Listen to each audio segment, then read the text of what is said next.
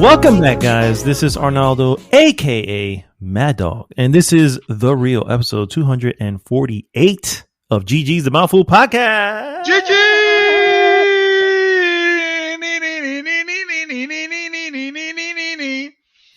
That voice, of course, is our very own Mr. Dream Twister, aka David Santos. Sir, what is up? Or am I? No, I am. Hello, everybody. Welcome back. Thank you for listening. Thank you for staying with us. There's some craziness going on in the world right now, and I don't feel secure anymore. But we're gonna pass through this. We're gonna figure it out little by little on this show today. Yes. We actually do have quite the packed show. Normally we fluff things out a little bit, maybe talk about something a little longer than necessary, just because, or we have a lot of side tangents. We're fluffers because I don't subscribe to that. I mean, you don't have to. It's still true. No, it's not.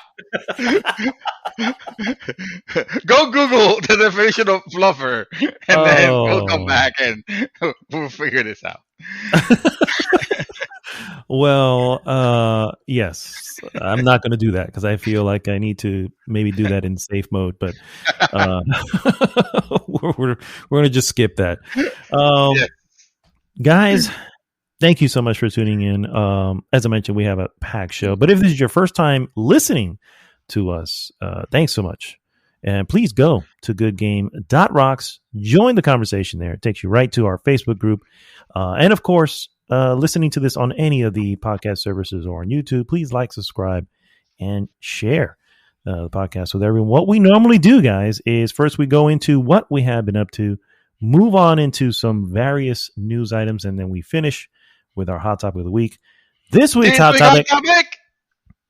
GameStop? No. No, actually, no. That's perfect. That's it. That is perfect. That should have been the actual title. GameStop. That's perfect, bro. Holy I don't know why I didn't think of that. Damn. You nailed it. I know it now, but you are so creative on everything else, and you have so many talents and so many things that you could do that always amaze me. But when it comes down to naming the podcast, you name it the boringest shit. Oh my God. That right there is I really so I wrote a GameStop stock situation, and you know what the sad part is? I already had this because as I was writing it, I couldn't read it because I kept saying GameStop. You know what I'm saying? And it didn't dawn on me at any point for me to just go, "Hey, GameStop." Yeah. Until now, but now means nothing. So, oh well, guys, if you don't know, GameStop is doing very well in the stock market. if you're completely unaware, I know who would have thought? Just the revival. I mean, they're doing so well. They basically did an amazing restructuring of the company. Their stores now are a completely different experience. Yeah. They have showrooms and everything in there now, and yeah, man, they sell mattresses. They sell mattresses again. Again, stock. Whatever they can do. This week, apparently, there's a big to-do about the GameStop stock on the stock market. And people are making money. And many more are losing money. So we're going to go. It's a lot to talk about. We obviously did have a topic already set up earlier, but we felt that this was more, timely. Something that this is breaking news. This is breaking information. There's a lot of questions involved. I think there's a lot of people who just don't get, what's going on, and so being off yesterday, I just kind of, wandered the internet and in no way have I become an expert or anything like that. But I have a good understanding as to what happened and why and how, And so I'm looking forward to talking about it because it's extremely fascinating. It's just extremely fascinating, and I don't know. I just think it's literally the hot topic. I You think know? I think this topic just I think this whole thing made you richer in knowledge because I was gonna say we're gonna talk about it, but at least in my perspective, and I'm pretty sure you agree probably on yours also. This is from like spectator enthusiast perspective. This in no fucking way, this is going to be us trying to explain to you what a hedge fund is, how it works. We're not Correct. going to Yeah. be giving you financial advice. We're not Nope. going to be giving you hot stock tips. Nope. We're not gonna be into any of that. This is just gonna be like a conversation, like you guys are already used to hearing from us. It's just like we're just walking around and talking, and we're recording, even though that's not really what's happening. I wish that was actually what's happening. But it But was this is just before. So yeah. yeah, this is how it started exactly. This is just gonna be us, just give us your opinion, talk to us about it. Don't be worry about being wrong, because I know half of the shit that I'm gonna say is gonna be wrong because I don't understand. Like yesterday, bro. Yesterday, I think I was texting you. It's like, dude, I have I've seen this from when it started, from when the prices were like 50, $60, $60, stuff like that, and I don't understand exactly how is it that first of all, how is it that people could band together and boost basically a stock in a way that it hasn't been done before, and that might be false. I heard that something kind of similar happened to Volkswagen in 2008, Mhm. where it suddenly Well, became the highest, the most yeah. uh, Hmm. expensive company in the world. Yeah. But that Yeah, didn't last. So that didn't last. yeah. Oh, of course not. Yeah. So yeah, just we're not gonna. If you want the market deal, just watch like freaking MSNBC or like freaking CNN Money or Fox News, whatever they do for financial advice, because we're not gonna. No, no. We're first off, we're the last people you want any of that advice from. And secondly, yes, Look at I us. think We've been running 100 and something episodes. We still haven't made a single penny on them. yeah, So exactly. what does that Clearly, tell you? we don't know capitalism No. apparently. This episode is this show is a socialist show for the people. That is for sure. That And is I for just sure. got on some no-fly lists now for claiming Oh, that. that's fine. We can't fly anywhere. It's a Yeah, that's pandemic, so what's the big deal? oh Uh, yes. no, but no, for sure. And I'm glad you mentioned that because, and I will mention it again in the hot topic. Should anybody decide to skip this portion and move on to the hot topic, and that is, yes, we are not financial analysts. We are not saying anything other than talking about what's going on at the moment. Because you want to sue us for something, I will tell you right now, I have no idea. I have no knowledge of whatever stock options you decided to purchase. So I, I have do a not blame the prediction. mouthful. Thank I you. have a prediction that I can share with y'all, and that is that the hot topic is gonna be 2 hours of us going, yo, that shit is crazy, man. That is insane. On loop. Yeah, pretty much on loop. So the Yes. old hot topic, we will either, which is the game We'll pocket showcases. it. We'll Do we pocket it. really? Yeah, yeah, we'll pocket it or punt it off to next week or something like that. Well, Um, GameStop is showcasing us. I don't know where I was going with it. It didn't work. I was gonna say, I was like, I this thought I is had something. yeah, Yeah. this is Yeah. not a good setup, but okay, No, go no. with it. Abort, abort. Oh man. All right, let's start the show with what we always do, and that is what we have been up to, sir. What you been doing?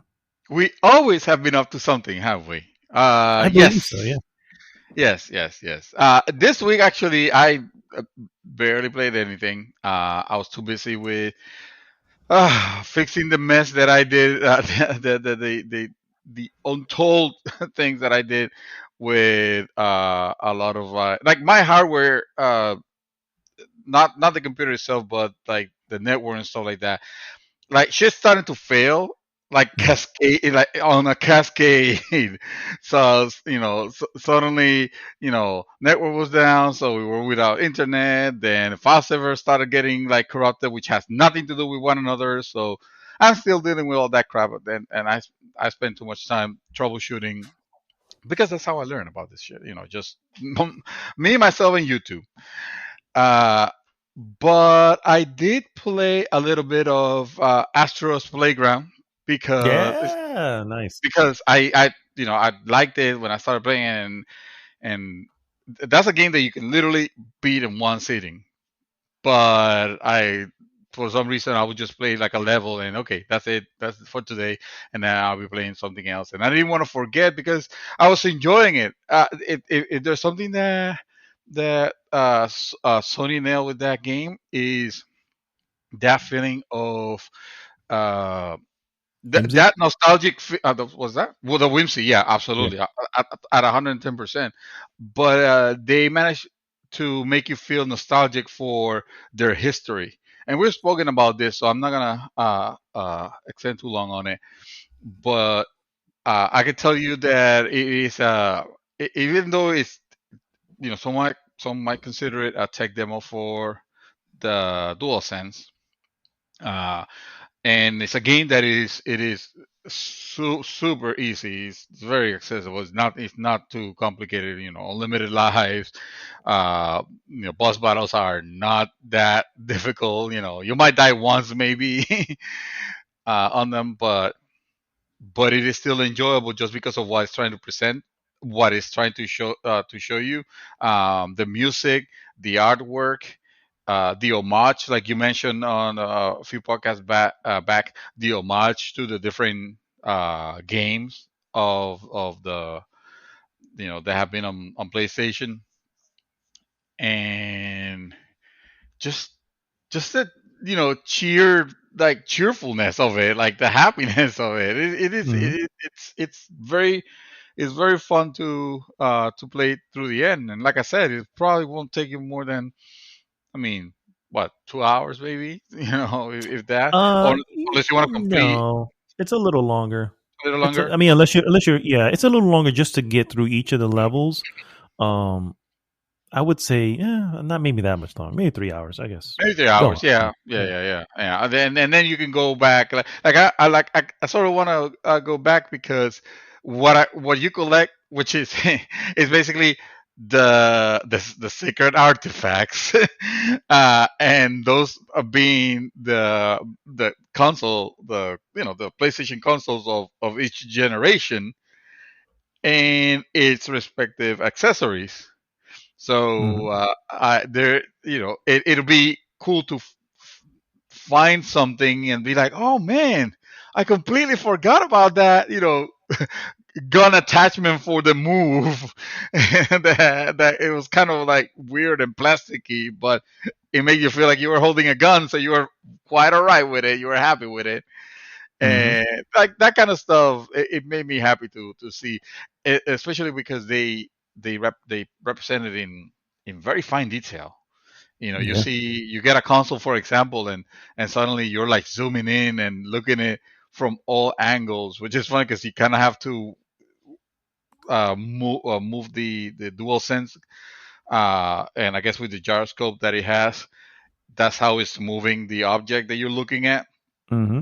uh, and it is very responsive actually, but kind of unwieldy because I want to see the back, let's say, of the PS3 fat, and I have to like twist my arms into a way that I can like, hold on.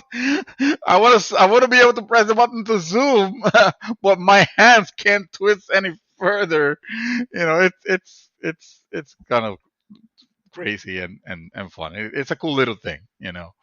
Um, Ghost of Tsushima, that's a game that I'm still going, but I didn't play much this week of it because, like I said, I was just too busy with other stuff. Um, So that's my sad gaming that I did this Hey, week. it Not much, but happens. I did finish Astro, so I was happy with that. And my wonderful wife just brought me coffee, and she's amazing. Thank you, dear. Appreciate that.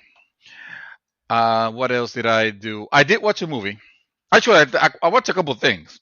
Hmm. First of all, let me tell you, I gotta give you good, like kudos for recommending that I sat down to watch Totally Under Control.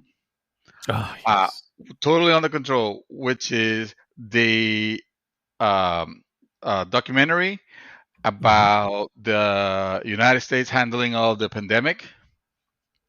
Which is weird because I mean we're we're still in the middle of it. You know, some might say we're the tail end of it. It doesn't look that way, uh, Doesn't feel that but way either. doesn't feel that way exactly. Well, in the sense that people are starting to give less of a shit. Remember at the beginning where people were so concerned with like fucking toilet paper and and and thermometers and like all that Hmm. crap. And I feel like now it's like, eh, there's a party at someone's house. You know, if we all wear masks, we're gonna be fine because that's masks have superpowers. You know, Yeah, yeah. so yeah, it was kind of surreal to watch.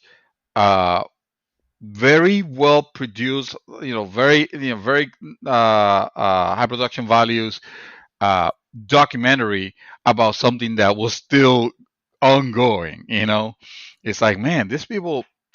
You learn to appreciate the way that the way that television works, basically, for live TV. Not that this was live or anything like that, but I have to imagine when they had to prepare something so quick, um, and they made this very revealing documentary with when they were showing the sources of the things that that we're handling, and how the prior administration kind of fucking dropped the ball on handling when you compare how other countries did, especially South Korea. It was Hmm. basically, hey, the United States and South Korea started reporting cases out around the same time, and suddenly it was a race. And you see, like in the first, few months of the pandemic, South Korea had it already under control. You know, and meanwhile, you They see the already had the United testing States going just on. Yep. getting, yeah, and they had testing and everything. They had a system. Meanwhile, the United States was getting exponentially worse and worse and worse. And I say exponentially, and this time I mean it in the most literal sense, in the complete definition of the word exponential, because it was literally, I mean, the mathematics were there. It was Hmm. getting exponentially worse. And how, and how, in in general, uh, not just the government system, but our entire healthcare system, and all that, which is basically it it's controlled by money, obviously. Hmm. We're living in a capitalist country, so obviously, but it has gotten to, like, that capitalism has entrenched itself into basic human needs. Basic human needs are not being afforded to people because, well, because they literally can't fucking afford it. Because Yep. they don't have the means. This is just for the rich, or we're responding ridiculously slow because before we cure people, we have to find out who is going to bid better for the items that the people desperately need, because Hmm. that's the fucking way that the United States handle a pandemic crisis. It's like, well, it's time to open eBay, and let's start a bidding war. Every state handle it itself. That's how united we are, actually. Yeah, I was gonna say. I That's love the how. part where they go when they talk about the national stockpile, and I don't remember his name, but I think he's Ivanka Trump's husband or something. Anyway, he's like, well, the states have their own stockpile, and this is ours. This is the federal stockpile. And then right thereafter, one of the people who used to be in the Obama administration was like, so my thought has always been that the national stockpile was there to back up national needs. It's like, oh my god, I can't fucking believe how bungling this was. There's no two way, and you might say, oh, this is just a Trump bashing show. You know what? If you want to take it like that and you want to ignore it, you have that right, but you'll be willfully blinding yourself, because you won't be, you will not. This is not as opposed to, and we have talked about this already in that all famous episode. This is not news propaganda from like a CNN or Mhm. something. This is like, these are the facts. Here is the proof. Like, you can see this. They're It's showing you. undisputed. Yeah, it's They're undisputed. Yeah, literally showing you yeah, everything, yeah. and so yeah, man. That you. I don't think I have to say too much on it. You described it very well on the podcast where you It's a talked about really it. well, yeah, it's a combination of a few like really well known documentary directors who Mhm. kind of got together. They got together a bit after, like it wasn't until somewhere in like it was the summertime that they were doing the filming of it, Uh-huh. and at that point they were just collecting everything that happened before, because obviously the response was so poor, it was so mishandled. Mhm. They had the moment where they talk about the missing month, you know what I mean, where it's like it's a month that we did nothing, we sat around doing nothing while there's a fucking virus spreading. Yeah, killing And people. yeah, and so it was at that point that they were like, oh, we need to, this is it, this is, we need to talk about this, and then they Mhm. got together to essentially put this together. And I couldn't tell you how shocked I was when I first saw, and I've seen that film now probably a good 5-6 times. Holy um shit. it's just one of those things where I almost don't want to forget, because I just, I was so mad. I was just so mad. I'm just like, so what you're saying is, you know what I mean? That the reason why we've gotten this freaking bad is because of how, of this ridiculously poor managing. Yeah. And you can say Money, whatever you bro. want. Yeah, I was going to say, you can say whatever you want. You can say, well, the administration was looking out for the economy, and it's like, the problem is that it was going to tank anyway. You know what I'm saying? It's like it was inevitable, and if you accepted it early on, we may have already gotten past that part. But Yeah. at this point, we look at the new administration. It's like, everybody's like, oh no, they're going to shut down. It's like, they can't shut down. It's too late for that now. It's just like we've gotten way too far past the point of shutting down. If we did that early on, we'd be okay now. But we didn't, and now we have to Yeah. manage through it. You know what I mean? It's like, and now it's about how we're going to open things up and how we're going to. You know what I mean? It's like Mhm. and you know 10 months. There are a lot of people without jobs. There are a lot of people who never got jobs. They're waiting for stimulus of any sort, Mhm. or some sort of help of anywhere. You know what I mean? And dude, Highest it's amount. infuriating. It's just infuriating. And I don't know why I keep putting myself through it by why watching it again. But it's just like I said, it's one of Because, those like things you where I said, don't want to you don't forget. want to forget. Yeah, Yeah, exactly. yeah. You don't want to forget. I mean, it's good and all, and it makes you feel all great and patriotic and whatever, to sing the songs and show the way, scene where America is great, because we live in a great country. America is great. Don't get me fucking wrong. I'm not saying, I'm not suddenly a fucking, you know uh being trying to be anti patriotic or anything like that. It's just, Mhm. you can't cover. You can't just willfully blind yourself to the facts. You see how every other country in the world has handled in various degrees of success, and we are the fucking worst. Even though we are like the we're supposed to We're be like the 8% of the superpower. population. Yeah, we're a Yes. small part of the population, and yet Somehow we're we have bungling the words. Like, what are we? What is happening? When you see this, when you see this, like you've always felt like you've been angry at how things were happening, but you didn't know why exactly, and that shit was what made you angry. Mhm. Well, now you get you see this, it'll make you angry, but you will understand why. You at least have an understanding of, you won't be oblivious. You know Yeah, what I'm trying to yeah, say. for sure. So it's a great documentary, bro. It's great. I'm glad you recommended it. I'm glad that I sat down and watched it. I will. This is this is easily uh, uh, 4 out of 5 to me. I forget what each what each Great. number actually. Great. Yeah. Four is great. Yeah. Yeah. It is great. It is great. No doubt. No doubt. Yeah. So That is, that for the record, totally under control. Is the totally under name. So I control. just want to say it again. So That's right. That's right.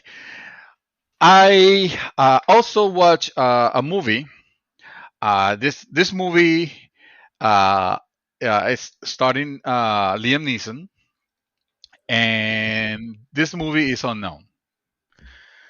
as No, in that's the name, or that's it's an literally unknown the film. name. It's Okay. it's it's called Unknown. That is the name of the movie. It's a 2011 movie. Came out 2011. Uh, PG-13, about close to 2 hours. It's a movie about a man that is he's like a scientist. Uh, Mhm. that I'm not gonna spoil anything like that, but he basically events happens. He wakes up from a coma and finds out that that someone has taken his identity, and then no one, not even his wife, believes him.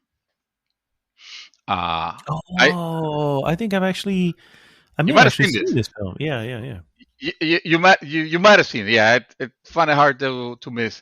I mean that to think you would have missed it. I mean, you haven't seen The Martian yet, so I guess anything is possible. But yeah, no. The movie has intrigue because suddenly you're thinking like, okay, uh, is this really the case, or is he really who we think he is, or like what's going on? Because you started seeing, the movie starts, and it shows, and it shows, him and his wife, and they're traveling and whatever, and then the next time, you see when he wakes up from the coma, and he tries to go to his wife's like, the hell are you? Mhm. And here I'm thinking like, what the fuck, did he woke up in another dimension? This is an alternate reality? Like, why, is he really who he says he is? So it is interesting like that. It is one of those movies that makes you want to see, through the end.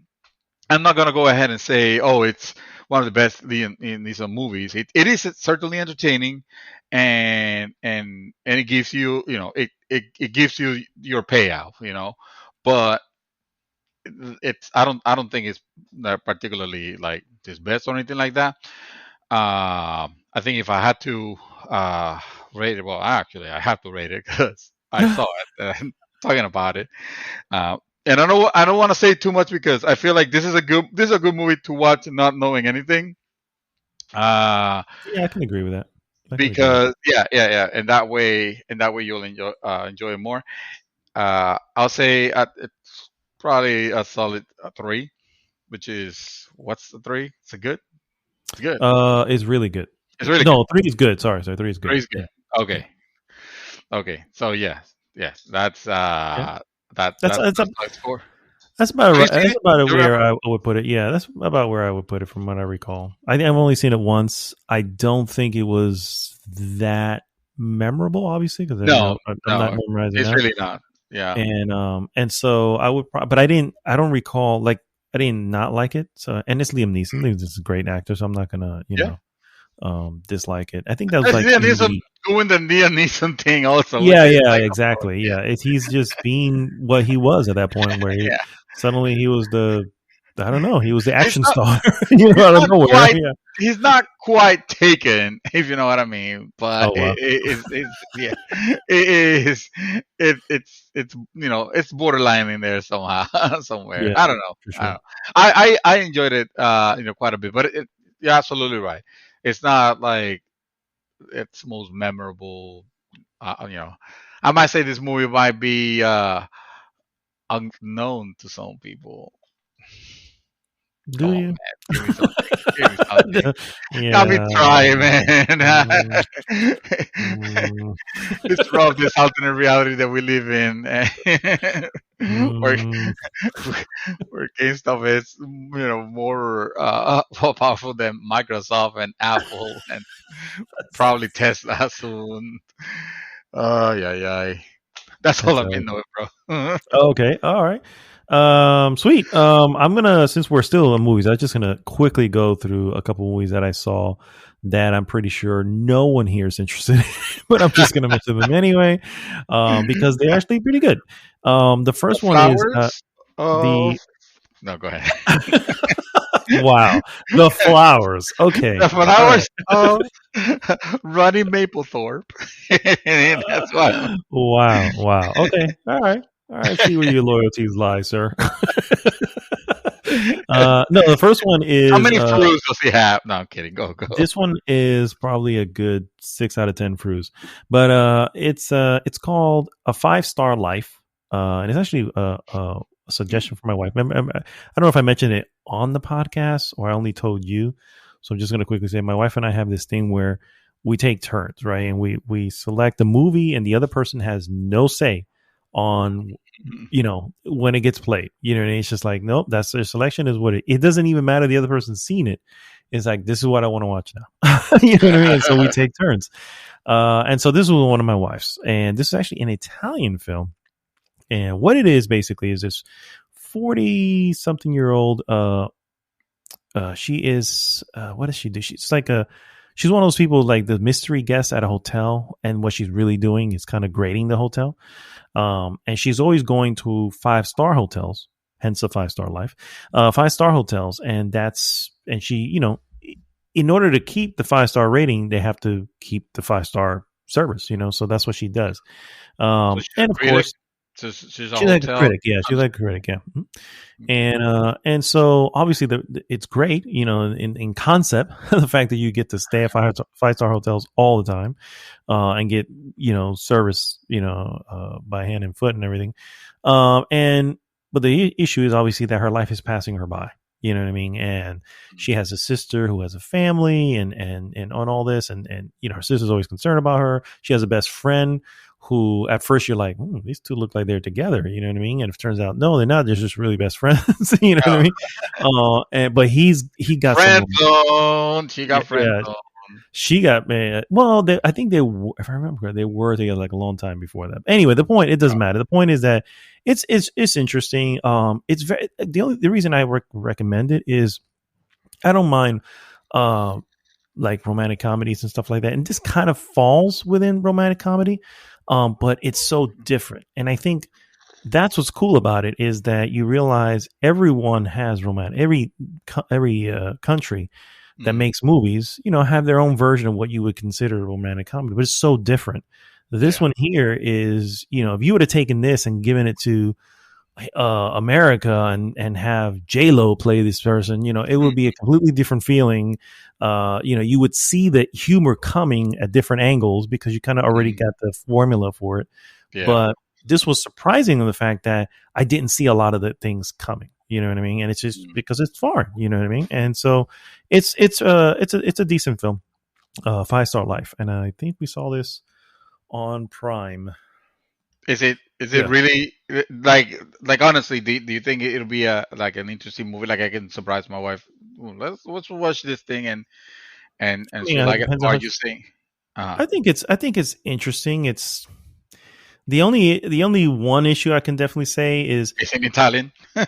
it's in Italian. But she does go. It is in Italian, yeah. And so she does go to certain places where she ends up having to speak English because she's where she's at. They speak English, and it's interesting. I don't know if it's something I would, because it's one of those, again, not being romantic comedy, Mhm. not being your typical romantic comedy. There's no, oh, she gets together with the guy in the end, and there's none of that, because it's not your typical, what I mean, type of thing. So maybe, what I mean. I would say watch the trailer, and if any of it spikes an interest, then do it. Oh, no, now I don't want I to. Now enjoyed it. you already Yeah, spoiled the ending. No, no, the I no, enjoy. no.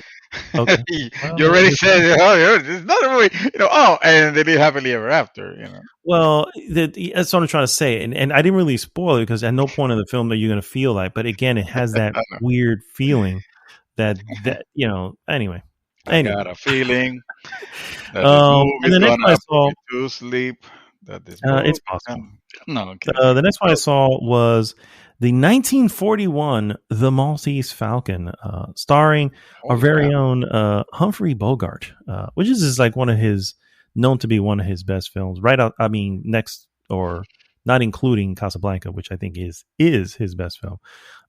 I've never seen it, and it's just been on the list for ever. You Uh-huh. know what I mean? And so I was able to check it out because HBO Now is so awesome and it has so many classics. Mm, So it's on there, and so the Maltese Falcon.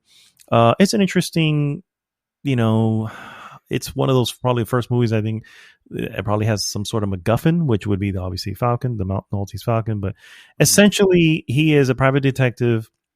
Woman comes in one day. It's a very one of those old school noir films. Woman comes in. She's kind of a femme fatale, but she needs help, and you don't know why. It turns out it tends to be something different, and before you know it, there's people are dying. And it's just holy shit! and Humphrey Bogart is just this really charismatic uh, uh, actor, and Mm, he brings a certain level, something that back in the 40s, that he was just, that was his time, bro. He was the actor everybody wanted on their films at the time, and for good reason. Even though overall he really only brought one type of person, you know what I mean, and I think that was the typical thing of the day. People didn't really do different roles. They just, hey, this is the type of person we need. That's the type of person who does it. Nowadays, people tend to do different type of roles. But anyway, Maltese Falcon, really good, 1941. I don't know if anybody heard of it, but it's a good film. okay. Moving on I've into heard what about it. I heard about the title of it, and I might have seen things here or there, but no, I have never sat down to watch it. yeah, yeah. I own Casablanca. I actually own it on DVD. Remember that? Oh, Yeah. So, but yeah, Humphrey Bogart is just one of those that he has this sarcasm mm, that is hilarious to me. Like it just makes me, and he's just in Casablanca. This is a line that I that I love. There's this woman. He's the owner of a cafe, and he's this cool guy, whatever, in Morocco. And he owns this cafe, and this woman that he obviously slept with the night before comes over. She comes over to him as he's working at his restaurant, saying, oh, I was thinking, we can do this. And he was basically blowing her off, saying, whatever. And the line that he said, he does it in such a great way. She goes, oh, I can't remember it, but he says something like, you should have loved me less. And then he walks away, and I'm just like, damn, and it's just like, it's too cool. He's just too yeah. cool. And he does that in this film too, where he's speaking to like an attorney and this guy, because they don't have the typewriter. So the guy is actually hand transcribing what's happening. Mm. And he says this entire thing, like really whatever. And then he softly pauses, look at the guy. Did you get all that, Sonny? You know what I mean? Or was I too fast for you there? And it was like, it's so good, dude. Anyway, I love shit I like almost that. see, That's my I shit. almost see, people like that. If you were born in that era, being like an aspirational figure to you, it's like Yeah, yeah. Oh, for that sure. would have been me back in if I was born on that era. Oh my god, it's I so would good. totally talk like that, be calling people Sonny and It's so good. I just love that. I love that stuff, man. I don't know why, mm. but anyway, moving on to what I've been playing. First and foremost, I want to say that Yay! I was able to play the free demo, PlayStation 5 demo of Resident Evil Village, Maiden, and Oh snap! Yeah, that came out yeah, this yeah, week. Suddenly, it out of the did. blue. Yeah, yeah. You pre-ordered. I the no, I didn't. No. Cyberpunk is not gonna let me ever pre-order for a while. So, um, it is. So it's.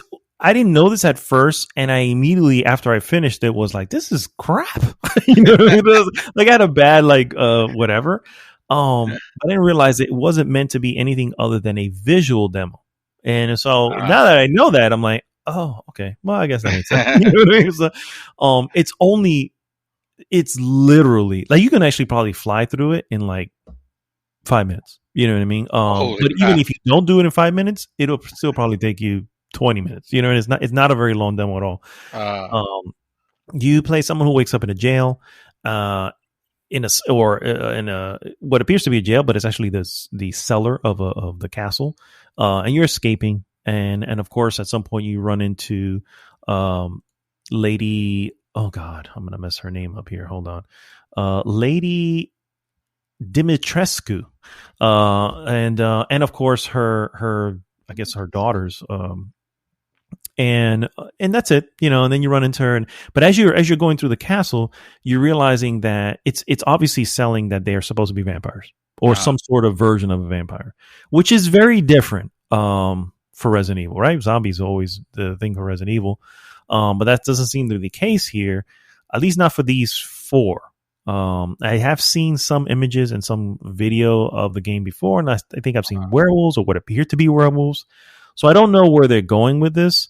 Um, our own Sparrow Wolf even said this looks like it's a good game, but it's not Resident Evil if it doesn't have zombies. You know, and I'm like, yeah, you're kind of right. You know what I mean? But does I he get need why them? they, huh? Does Would you say does he need them? Because I feel like lately, like does he need the zombies? Because I feel like Oh, lately, oh, Resident Evil has been trying to to become shed this it, yeah, a yeah, to little bit shed more the of a zombie. horror. Yeah, yeah. Try to become more like a. We're gonna find different ways of scaring you rather than just sticking to to zombies. So I wonder, Yeah. hey, maybe that's not a bad thing after all. I mean, I would argue that if you look back at Resident Evil, anybody who's played Resident Evil 7, you look back at Resident Evil 7, it was already moving away from that. Because Resident Evil 7 doesn't have any zombies. None at all. Resident Evil So 7. it's like, this Oh, really shouldn't yeah, come I as a guess so. Yeah. surprise. So, it is. So I am interested though. I am definitely getting this. I mean, I skip all the bad Resident Evils, Resident Evil 5 and 6, but every other Resident Evil I've owned. Yeah. And that's not fair to 5. It's not bad. It's just not the same. It was taking a Right. different turn. And 6 was the result of 5 selling so well. So, anyway, this looks really good, and I'm really interested in it.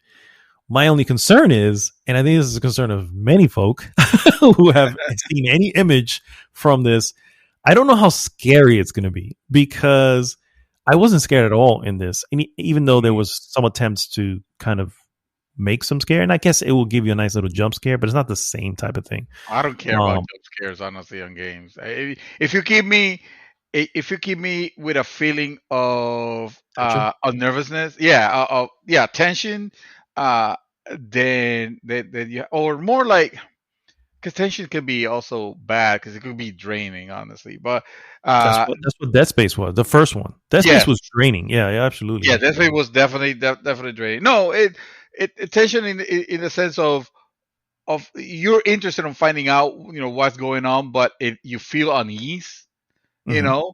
Uh, that I'll be okay with it. That's almost like why I felt when we watched Hereditary, even though you guys felt like it was more horror than anything. I was like, I don't think I didn't feel like it was that as scary. I mean, it was scary as shit, but Yeah, I it was was gonna more. say. I remember The, being pretty fucking scary, but okay. yeah. No, it was scary, but it was more like the uneasiness of everything else was really more bombastic, I would say, than even the scariness because like I don't recall seeing jump scares on that. I jump scares are Jump jump scares scares? are No, there was so no jump scares cheap. on that.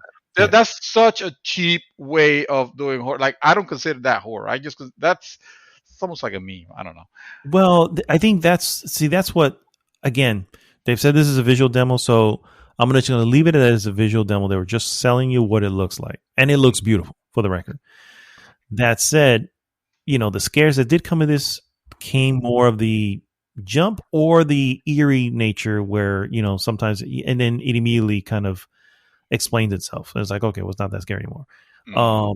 And then on top of that, you have what can only be considered a voluptuous, antagonist, Lady Dimitrescu, which the internet has taken to become the next, I don't know, the next Bowser. Yeah. Bowser. Is that her name? Bowser. Yeah. About that. Bowser.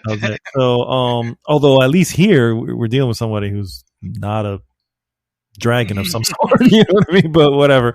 But anyway, because being a dragon will be bad. I guess, yeah.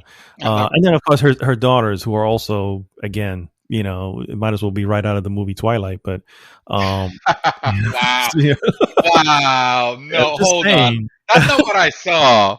I didn't. I'm just saying. I mean, there's vampires, and then those vampires. I'm just saying. Okay, it's Wow. I'm just saying. It's just. I mean, at no point that I was at some point I was just like, oh well, shit. How you doing? It's like, and of course, at some point, you're part of the problem. Dude, one of those vampires. Those vampires look hot. I mean, that's my point, though. My point is that it's just like, I think I get where you're going. Like, if you want to go vampires, cool. Let's sexualize horror. Yeah. I was like, I don't think we needed to go this route. And at some point, I was like, I don't know how. I don't know. Now, I have seen other gameplay that clearly shows, okay, this is still going to be, your Resident Evil. Yeah. So I'm like, okay, more 7. Yeah, because it's first person and everything. So anyway, my point is to say that the demo's actually pretty cool. If you have PlayStation 5, give it a shot. It doesn't take very long. But again, I didn't find it scary at all. And it does introduce you to, and it also shows the reason why I think it's vampires is because they start reading these letters. You always pick up letters in fucking Resident Evil, and some of the letters is, they were, the women of the house were complaining about, being hot or something like that. So she went to open the doors, and they yelled at her, close it now. You know what I mean? Clearly being the day, clearly being daylight. You know what I mean? It's like, okay, you get what they're going for. Plus, Maiden is actually part of the name of the special wine that they make, which, again, in the paperwork you figure out, they're using maiden's blood or virgin's blood to make said wine, which makes it so awesome, whatever. So clearly that's what I believe I was playing, because you never see who you are. You're in first person, but it's one of the maidens that got captured in the dungeon. And spoilers, she doesn't make it. But anyway. Wow, that's awesome. You just decided to fuck it. Let me spoil the demo. I'm just saying, there's nothing really of on it. Maybe you didn't make it, huh? How about that? Maybe you suck at gaming, and that's why you couldn't even finish a demo. That's how bad you are. Go back to your Fortnite. Honestly, I thought that too, and I was like, did I do something wrong? And then so I started looking at videos, like, see anybody else gets past that, and I'm like, nope, everybody gets to the same thing. Oh, okay, all right, fine. Again, it's not really long. It's pretty cool though. It's still cool. Yeah, it's still cool. I was kind of when I heard about the prospect of it, about how it's, this is not part of the game, but it is meant to show you like gameplay element or something like that. I was thinking of what they did with last time I remember Capcom doing that was Dead Rising 2.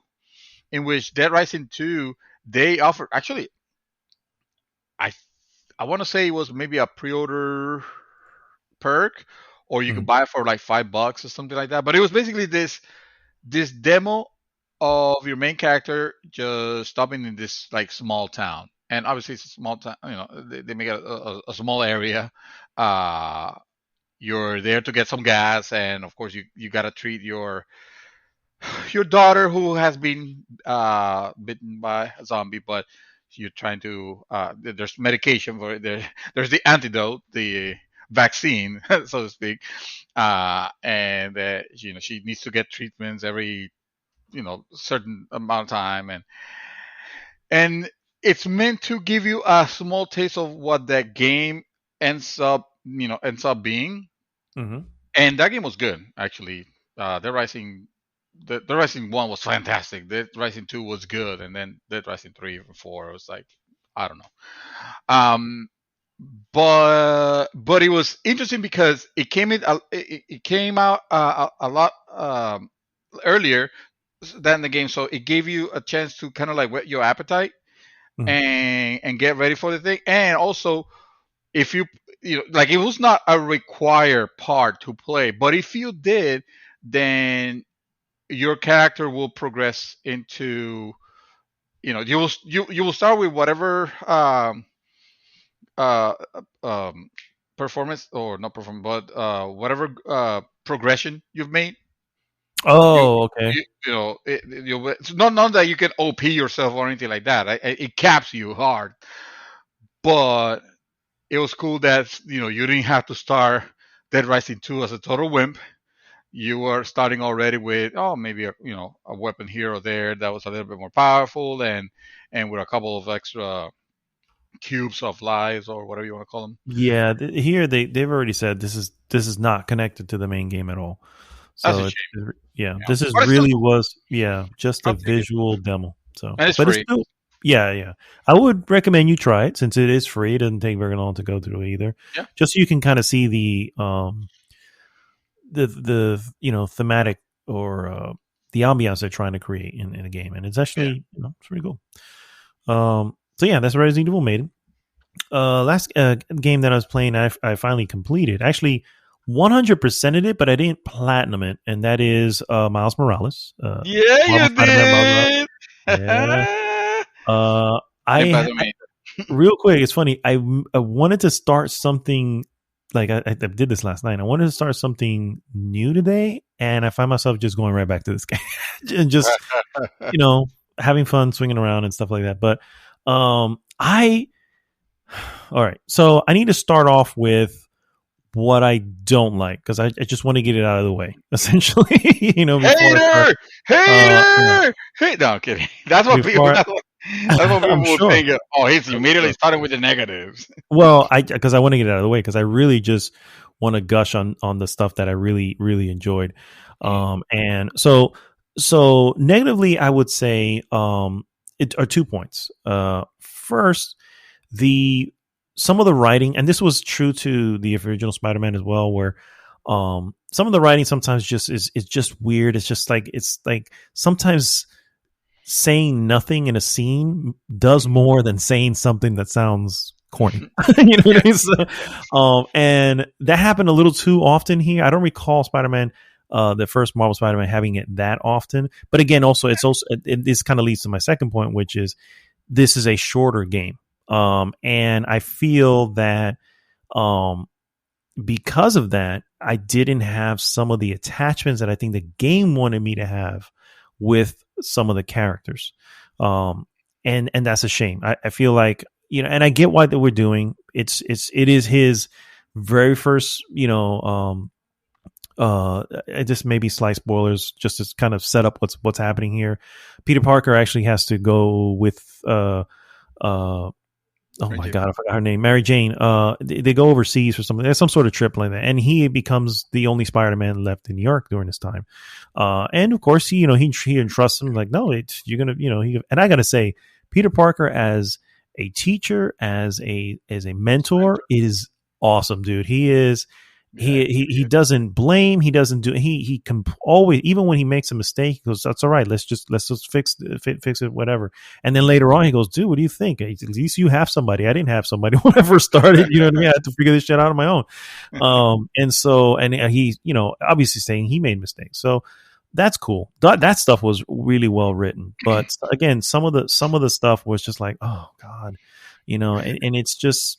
It's unnecessary. So sometimes, really, give me an example, because I'm thinking like don't get me I can't wrong. say I no also because felt it'll be a it. little spoilerish. So I don't really want to go All into. right, I can tell you off the air if you want. Yeah. we'll talk. Yeah, we'll talk after. But I do remember, uh, like I'm not denying that he had it. And so some of the dialogue, did sound kind of like a little ham-fisted in it.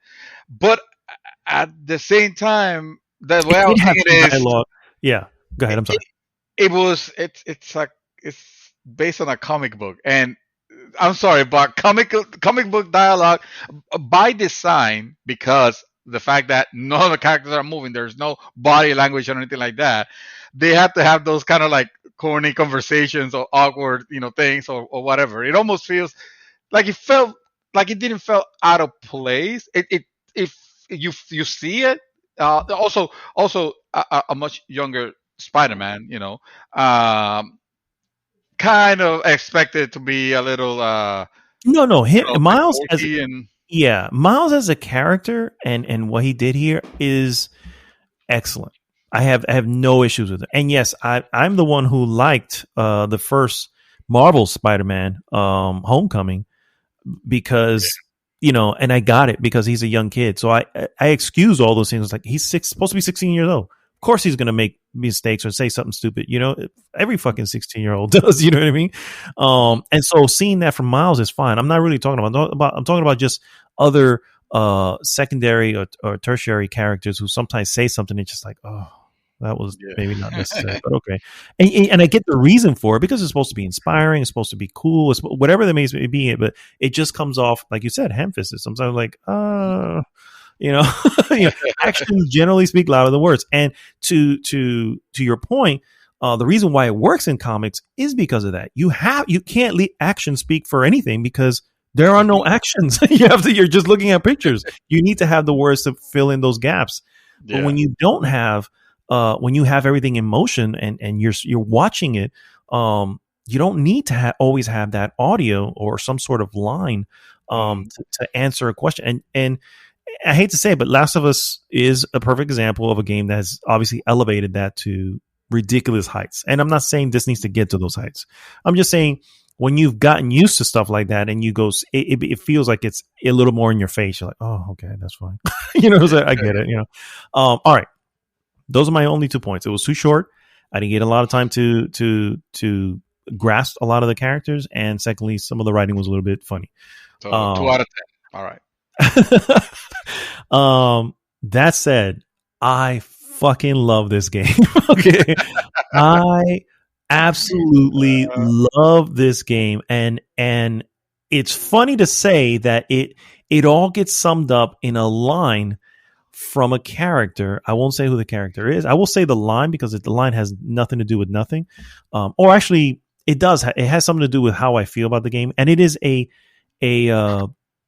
consistent theme in the game and even leading up to the game. There's actually online before the game was released or maybe after the game was released, there was this stupid thing done by Insomniac, which was called, what the hell is it called? The Daily Bugle Now, which is like news articles of that New York. You know what I mean? Obviously fake news articles. And they were pointing out how, hey, there's a new Spider-Man, but for some strange reason, he tends to be, hanging out in Harlem or watching in Harlem, you know what I mean? And all this stuff. And they don't know why, so obviously, we know why, but just looking at it, not that he doesn't traverse anywhere else in New York, but for the most part, that's where his patrol is. Yeah. That's where his patrol is. So here there was this line, that was said and it was and it literally like it brought some tears, bro. I'm not even gonna lie. The line, and I won't say this is not verbatim because I don't recall it word for word, but it's something along the lines like, I've known, of a Spider-Man here in New York since I was a kid. but one that cares, about me, cares about where I live in my home. It means everything, and it just did it in, bro. It just did me in. I was just like, fuck. And it's weird because it is New York, as progressive as it is the perfect example of a two-sided city. You have some of the most richest people in the world that have apartments and homes literally blocks away from some of the poorest people in the world. And both sides they're both, they're separate. That's the New York I came from. That's the New York I know. I know Harlem. I know Spanish Harlem, right? Because that's a lot of people go, oh, Harlem this. We as Spanish people, as Puerto Ricans, always said, there is this quote unquote Spanish Harlem. You know what I mean? That is like we know of because it was predominantly Spanish. And I come from the Bronx, and it was always the same. And the Bronx isn't even that far from thinking the World Trade Center, for instance, where that used to be, and all those, again, multi-billion-dollar things. So anyway, my point is to say that it hits home when I see this and I go, I've always been one of those. I understand representation. I just never thought it was that big a deal. You know what I mean? And that was my thing. It's like, I get it. It's important. But if I don't get it, I'm like, all right, whatever. It is what it is. Yeah. Until you get one and you just go, fuck, yes, this is important. This is like really important. You know what I mean? And it just why all the awareness raising. Yeah. Because you're right. You kind of like get set.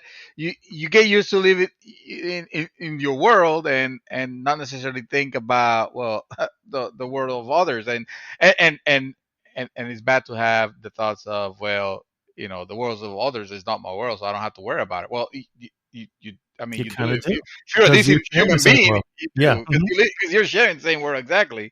Yeah. If you're a piece of shit, then sure, then whatever. Screw you, bro. Well, exactly. Yeah. I agree 100%. And so I love Miles. I love what was going on. The villain, even though he was really villainous, he was still pretty funny. You know what I mean? And I was just like, all right, this guy's, and he reminded me of Brendan Fraser, the actor Brendan Fraser. And I was just like, is this, I wonder if they did like some weird facial capture. It's like, is that supposed to be like a young Brendan Fraser? What the hell? That's hilarious, bro. It just reminded me so much. I was like, damn. I love the other characters, Finn, and of course his boy. I can't remember his name now, but he's the guy behind in the computer. He's like, hey, he's that guy. His friend. Yeah, I can't remember his name now. Jesus Christ! But anyway, I really enjoyed those characters. Again, I just feel like I needed more time with them, because obviously as things progress, it is. I know that's the issue. It's like, I mean, it is a full experience. It is I felt like this is the right side.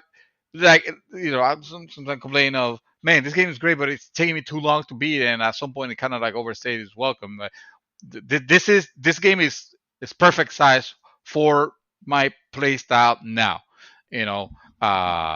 Yes, I wish it was a little bit more, because it is actually very enjoyable, and yes, I also 100% it, but couldn't figure out how to platinum it because I don't know what the hell it was asking me to do, and I wasn't gonna go trophy hunting for it, at that point. But, you have no choice at that point. Yeah, you have no choice. Yeah, but it was as I wouldn't even say bite size. Would you say, what was this, like 50% of this original was Spider-Man, or? Yeah, somewhere between 40 and 50% of the just the main story. You still have side missions, and some of the side missions are actually really well done as well. You still have your side missions. You of course have your bases. You have the bases you go in and take everybody out, which happened in the other one. You have less bases, but you still have them. I would say somewhere between 40 to 50% of the time sink that the original Spider-Man, yeah. And I'm not asking for another 100%, but man, if I could have gotten just another 20% on there, what I mean? Like, I feel like I would have. I don't know. I just felt like it would have been more impactful. I wouldn't complain.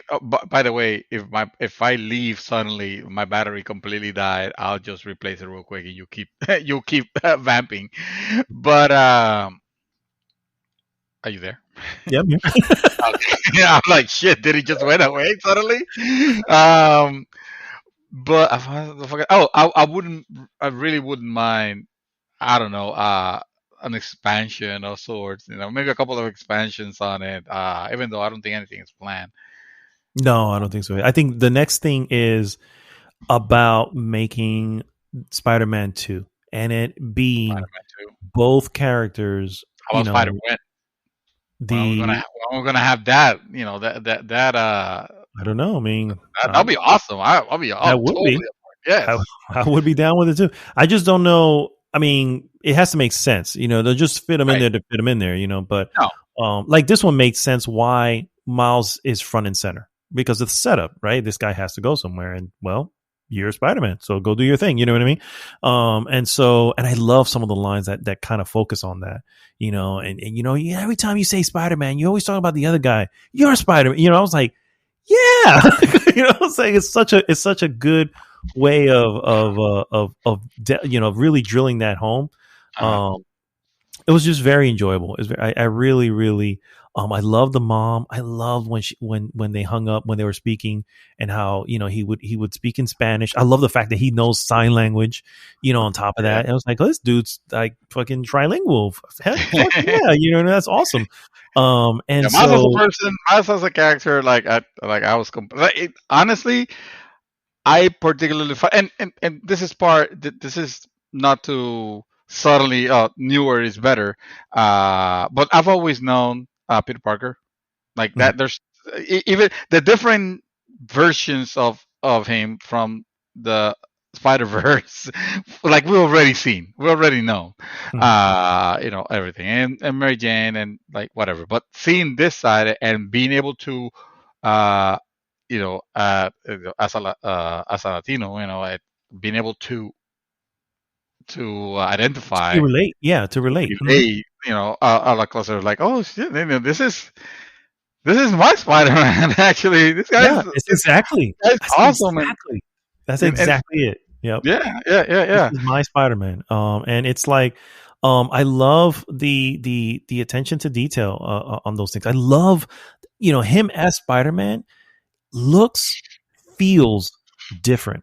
The music that takes over, the music alone. And I started, you know what? I started looking up the intro to the Marvel Spider-Man versus the intro to this to Miles Morales, and it still starts the same way, right? Because everything happens, and then you end up swinging, right? That's the first thing you do in the game, and you're swinging to do something. But how it happens is so different. And everything is different. The music, technically, I was listening, I was like, this is actually the same rhythm of the first game, but it's done with a heavier bass, more of a beat, more of us like, hey, this is Spider-Man, but this isn't the same Spider-Man. He's viewing this he's doing all this stuff from a different way. The way he swings, the way he moves. I love his Venom Strike freaking moves. Yes. I love the fact that he has invincibility. I will also argue that this, some of the villains, some of the enemies that you fight here are actually much more challenging, and obviously because your character can do more stuff, right? It's like you need to use the invisibility every so often because it's like you can get swarmed.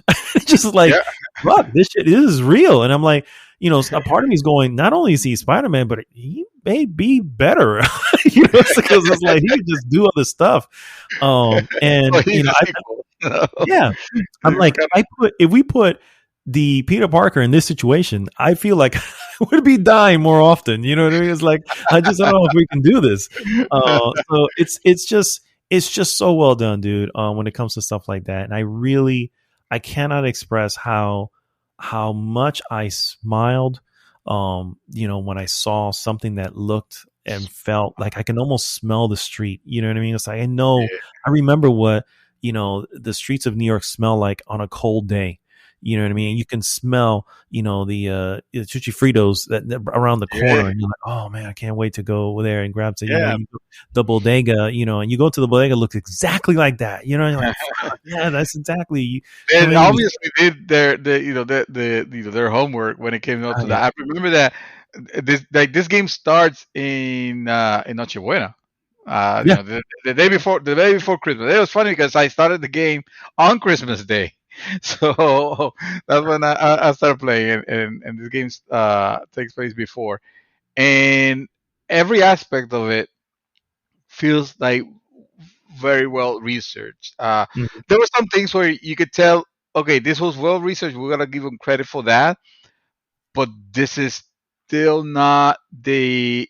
They kind of overdid it in some cases, like the freaking mi bandera, the Puerto Rican flag, bro, Oh, everywhere, as if it was the only flag that I would, represents. When I I didn't would. see, I didn't see no Dominican flag. I didn't see no Cuban flag. I didn't see no like nothing, bro. It was just all Puerto Rican flag. It's like it's not really So like I have that. been. I mean, I, sort of, but not quite. so I'm gonna just my retort on that is gonna be this. I've actually attended the Puerto Rican Day Parade in New York, Oh well, the obviously, the, yeah. the Cuban Day Parade, Uh, and I want to say the other one was the Dominican Day Parade. I don't know, or some Dominican version of the parade. uh, And I've attended all three. Right, the Puerto Rican Day Parade, dude, is like Macy's Thanksgiving, right? Compared to and it's like, dude, and I say we as Puerto Ricans are out there in force. Okay, it is something it's something to witness. And not to say that the Cuban Day Parade is or the other one's not whatever, but it is significantly smaller and it's in and out pretty quick. It's like, bro, oh, okay, well, that was nice. I get And that, but it was not happening during the Puerto Rican Day Parade. It was just no, for sure, for sure. I'm every just saying, day. I can Harlem definitely, was completely full of Puerto Rican flags everywhere. It's like, ooh, I mean, not everywhere. It's just, yeah, I was gonna say yeah, not everywhere either, but no, it is no. on it is on his fire escape, and it is there often. Yeah. But I can attest to knowing so many what we would call New Yorkers, Yeah. who just it's on them all the time. It's on them. Their shirt is basically a flag made into a shirt. You know what I Yeah. mean? And that's just what they wear. And that's the pride. You know what I mean? It's there, bro. So when I saw it, and at no point I go, this is too much. It was like, oh, I remember all these. And I was like, oh Jesus, yeah. So So I have to ask, yeah. did you went to your apartment and put some records to listen? Some, So I didn't go back to do it. I went to go. No, that's not true. I went back and I couldn't find the freaking record player. Like the record player wasn't. you're not too Puerto Rican. Where would you put an LP, a vinyl record player back in, well, your family, not you, but maybe, your family. Where would put it? En la sala. It's going to be in Dude, la I sala. know it was in the living room. So during the Christmas Eve, spoilers by the way, guys. So during this Christmas Eve portion, there's a portion where I take out a record and I play it, and it's Miles's father's favorite record, and Yeah. I know where that record player was because I put it there. It's not there now. That's what I'm trying to tell you. I'm like, I You don't didn't know what check the other one? happened. So, dude, they have. So, I'm just gonna spoil it for you because it's not a spoiler. It's not a spoiler to say what music, bro. They have music. They have music from Hector Lavoe in that, and it was like Christmas music from Hector Lavoe. It was like, hell Oh, yeah, this is actually nice. like that old salsa, but a Christmas theme. It was awesome. It was like suddenly I felt like I was in my tio's house, actually in New York. Actually, if I remember, um, with that, with that type of music and that type of music that my dad listens, and they're different. Like it's obviously not just like salsa music. There were different recording artists that I honestly did not recognize or didn't I didn't put to play because I was still in character, somewhat. Finn wanted to see me or whatever. I'm not just gonna be like just like listening to music, just laying back. But I still like I put it on and I had it for a while. It's like, man, this is awesome. This I like I like what they did here. And then you start walking around the apartment and you see the stuff that it makes you think of your childhood. Right? It makes you think like you Okay. remember Yeah. having The fire escape alone, dude. I was just like, fire I escape. remember Yeah, just hanging out there or just climbing down one, even though we're not supposed to. It's like it was always like, guys, that's literally meant for an emergency. You're not supposed to be climbing on this shit. yeah, But no, there was a section where there was a party in the street. And as I got oh yeah. closer, I think this was a section where the mom is like making a speech or something like that. But um, as I got closer, I started hearing this freaking song, and I was like, I cannot believe this song is playing, and Is it's that freaking no? yeah. I was the opposite. I was like, of course, this song is gonna be playing. Of fucking course, this song Dude, is gonna be playing. that's Like, that's exactly the answer to your thing. It's like that song literally speaks about nothing, not just Puerto Rican, but other Spanish nations. And I was like, oh, yeah, yeah. So actually, I agree. Of course, it's going to be playing because that's yeah. how that La gozadera. They're playing la gozadera, basically. yeah, that's the one. Yeah. Yeah, and I was just like, yes. Yeah. I was like, okay, all right, I'm kind of okay with this, And I was not okay anyway, with the fact that I felt like it was missing a little bit more reggaeton. Like I didn't hear a lot of reggaeton. No, not that I'm a fan of reggaeton whatsoever. no, I know what you mean, but that would be God more. forbid, if anything, maybe it was a blessing not to have it. The most reggaeton was La Gozadera, the reggaeton version. Yeah, they have playing for a Yeah, little yeah, bit. But yeah, which was pretty cool. Yeah. yeah, if you were going Um, for realism, then I mean, maybe maybe you know what? Maybe this is even more respect for Miles because he's constantly listening to music and he never plays it, so maybe he doesn't really care for what I get on. You know what I mean? Maybe he prefers just hip hop, and I'm like, hey man, now there he's even more my hero. Oh, you mentioned it, you did mention it before. The music when you're swinging, like I remember, like one thing I love about Marvel Spider-Man game was whenever you start swinging, it'll have The music. Mhm. that that orchestra like heroic music. It Oh always yeah, yeah. felt Mhm. super heroic to me, just like and whatever, Mhm. I, and it was part of the traversal. It was part of the fun of traversing and swinging and all that. Uh, in this version in Miles Morales, they actually play with that quite a bit to where they make it more urban and more hip hoppy and more uh, like beats basically, Mhm. and they nailed it. It's like Oh yeah. it feels it's different. I think it's different enough to where I could appreciate it. Like I still like the heroic version also, but I still like this one. Mhm. What they did with this one, and Oh, they're Miles both as he's great. swinging. Absolutely. Yeah, they're both great. As Miles is swinging, also I feel like he's more nimble. Obviously because they kind of they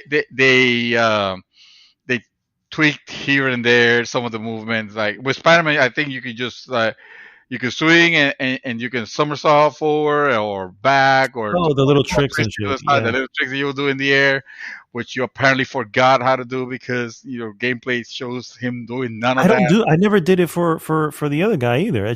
I'm like, Really, this is it gives you cool. experience. It gives you Yeah, I mean, experience. no, I know it does, but I still maxed out. So it's like I was still maxed out pretty early, but But it's um, still fun. I It's just good. no. I prefer me personally. I prefer just the focusing on where I need to go and angling it like perfectly. Oh no, Um, that's yeah, boring. That I was swinging and somersaulting forward and moving back, and he what he will do like what he will make like he was falling backwards, but it's actually all choreographed to throw the next uh, spider web. to Mhm. swing.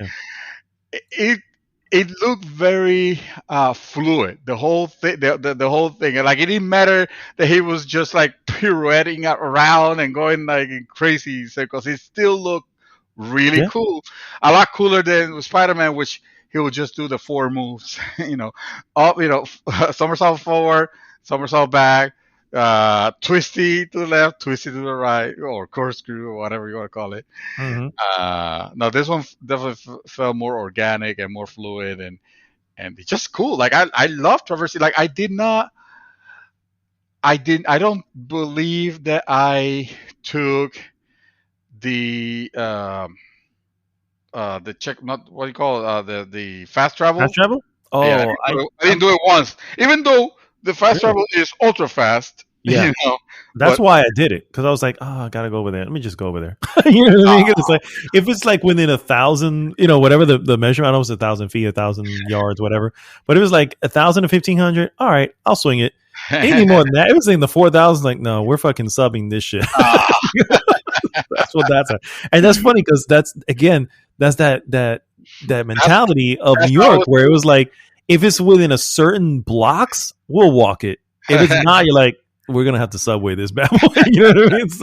So yeah, You're yeah. Spider Man. You're gonna, it's gonna take realistically. It's gonna take you longer to take this up than to swing it.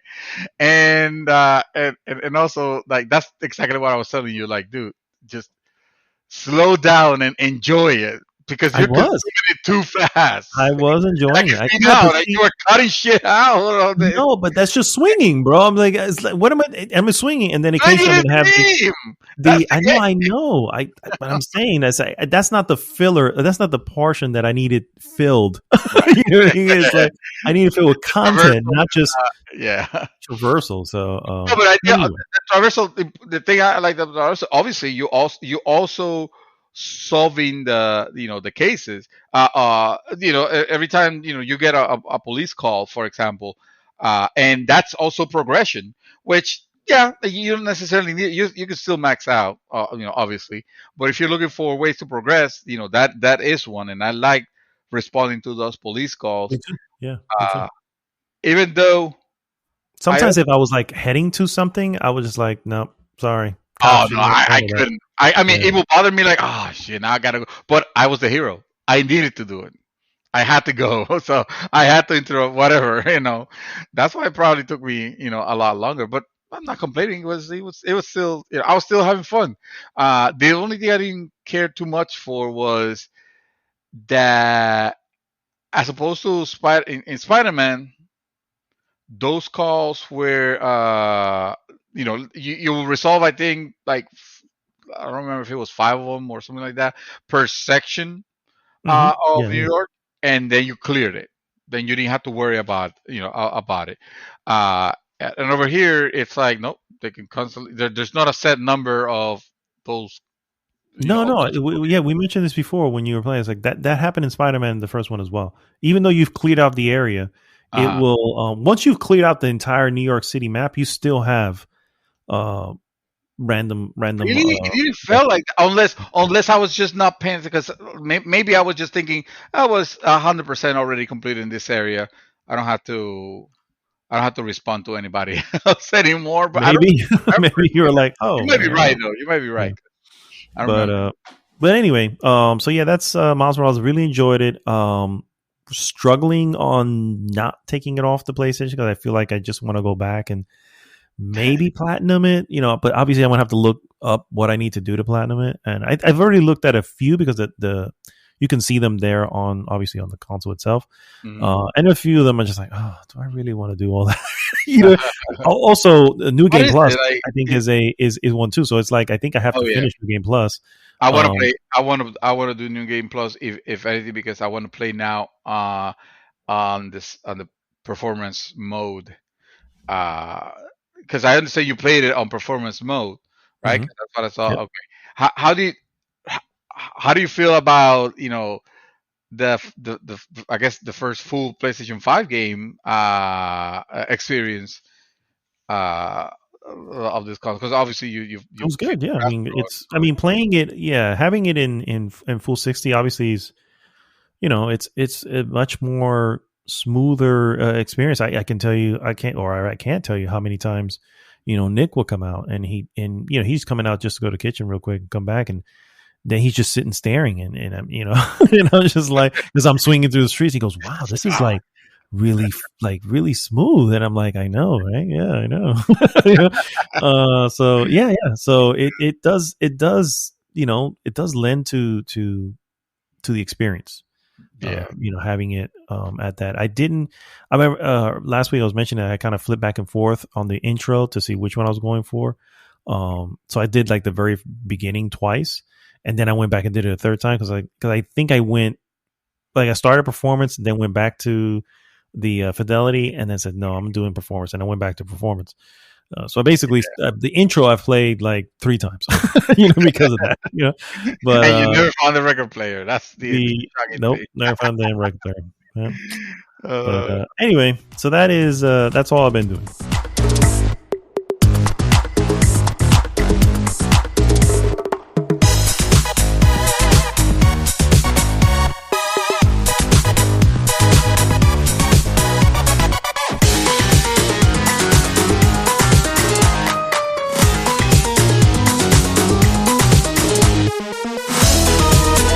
And guys, we are back, and it is time for our trailer of the week.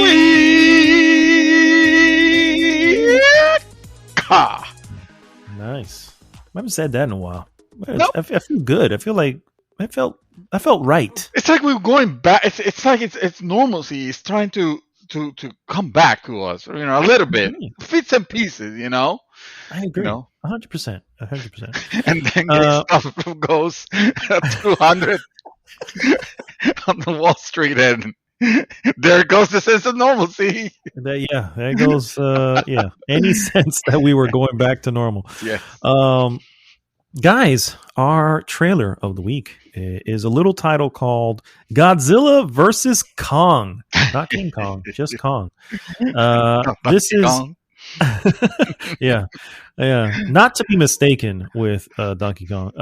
Bowser versus Donkey Kong. I want to see that. I feel like we had that in Smash Brothers. We can be watching that right now. That's exactly what this is. We really, we really get out to nitty gritty. That's what we're watching here. Yeah, exactly. When you think about it, it's all relative. Exactly. This movie comes out March 31st, of 2021. It will, of course, come to the theater, and for the first 30 days, it will come to HBO Max. Woohoo! Sir, what'd you think of the trailer that we just saw? How do you feel about that? Nope. I am no. Obviously, I mean, this already roused some feathers. Just the nope. What the fuck did I just watch, bro? It was like, man, this looks like the Godzilla movie that I've been wanting for the longest time. But he is, he's going against Kong, and then there's a little girl that, for some God knows reason, it's the only one that can communicate with him, and then the woman that appears there throws what has to be some of Hollywood's worst liners ever. Oh my god, dude! This trailer is full of really bad dialogue. It's like, who the fuck is right? Yeah. Who wrote this? I realized that Kong versus Godzilla versus Kong, whatever it's called, is it's a 12-year-old's fantasy movie, and it's probably looks like it was written by a 12-year-old if we were to go by the trailer. Obviously, I'm hoping it does look like you said, it looks like a fun popcorn movie, no more than that maybe. And honestly, if I go with that expectation, then even if it's not that great, I will feel like, okay, I at least I enjoyed it, and I enjoyed it quite a bit. Remember, I saw something not too different not too long ago, which was when when I went to see Rampage. Remember Rampage? You Oh saw yeah, Rampage. I did You see know, Rampage. Yeah. Rampage was not a great movie, but it was an entertaining one. It I was. mean, as always, The Rock is pretty charming, man. Oh, He that's you can true. Yeah, always enjoy him in any film that he does. yeah, yeah. Um, So, yeah, I guess I yeah, agree. yeah. This movie could be. I'm It of could I be. I feel like I'm of two minds about it. First, I looking at the trailer, Mm. when people start saying, first off, they say the most obvious things. It's Godzilla. You think? You I think we think? all know who it is. You Yeah. know what I mean? That was just ridiculous. Then somewhere there's Kong bows to no. How do you know this? You don't know him. You don't know his life. No.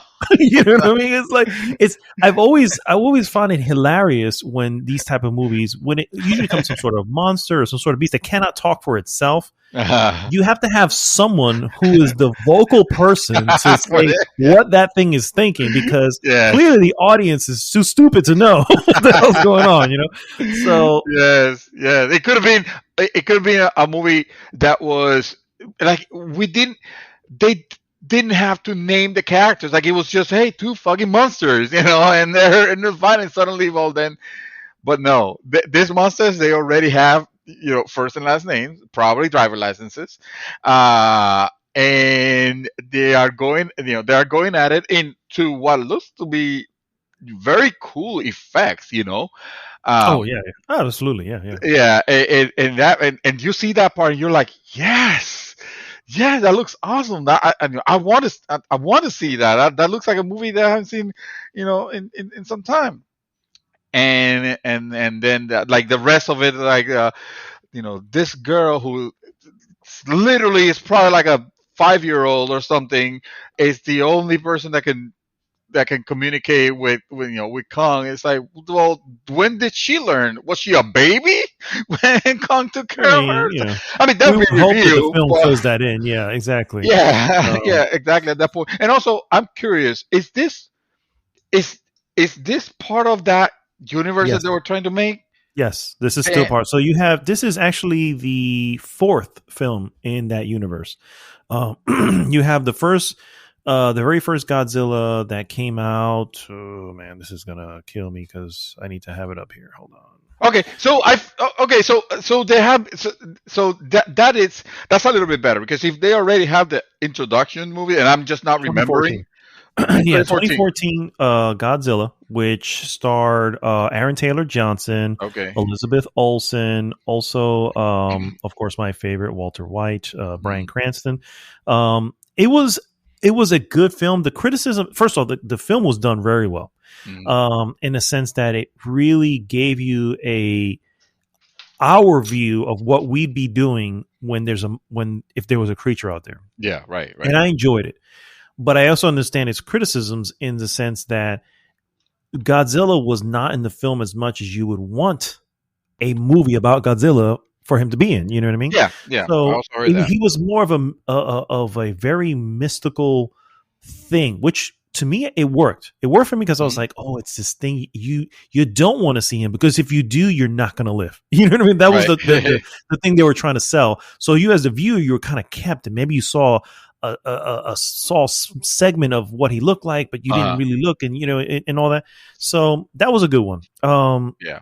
The other one was Godzilla King of Monsters, which went a little bit more popcorny, if you will. Godzilla King of Monsters.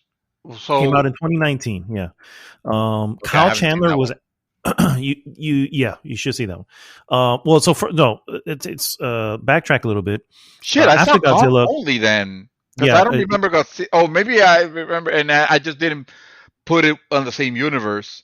But I was but gonna now say I mean Skull now Island. Yeah, Skull Island came Skull out after Island. 2014, Yeah, and that I was a saw that. solid film. I enjoyed the hell out of that. Yeah, I I liked think we it. all did. Yeah, yeah. Yeah, yeah, yeah. Um, So that's not making sense. Then they already have. So this is the MCU then, kind of universal thing where it's they already the universe. explain. They already we don't. They already explain who they were. Who they were. Hence the reason why they're named characters, and in that context, then I could definitely forgive that part than a lot more, because it's like, of course they should know by now. In this world, they have already experienced both thing. They just haven't experienced them Well, fighting Kong, against. remember, Kong is something that he still remained in the jungle where he was at. So he's the people who were there experienced it, and obviously not everybody survived. Mm, So all they have is what they can tell, and mm, maybe other people would believe it. So that's what they have. As far as uh, Godzilla goes, Godzilla, yes, people experience. And then when you go into Godzilla King of Monsters, mm, now you have him fighting Ghidorah. You're having him. Mothra mm. is also part of this one. This is 2019. So again, this is unfortunately though. This is where it got a little bit silly with the with the dialogue. So Mm-mm. this kind of follows that, and Yeah. so those were saying I have of two minds. My first mind is, wow, that's some really bad writing so far. Just from the Yeah. trailer.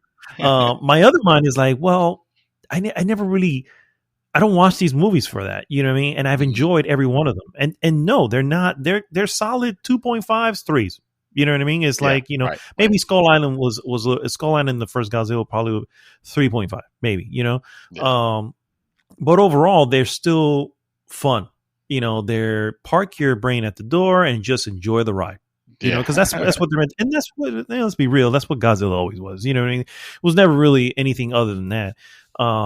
The older Godzillas, I don't know if you've seen any of the old ones, but I've seen a lot of them, Yeah. and that's what they are. They're just fun, and it's obviously in the old ones is some dude in a suit, but he's just going around destroying the city, and so that's here at least. You're getting this is a CG eye candy fest. And Uh, you get to see Godzilla, you get to see King Kong, you get to, they get to fight it out. yeah. I hate to say it, but I think, and I'm going to call this here, I don't think we're going to have a clear winner in the end. And that's just because Yeah. it's just the They way it can't is, afford to pick sides. of Almost. course. Yeah. Yeah. Like in King of Monsters, yeah, you just know Ghidorah's bad.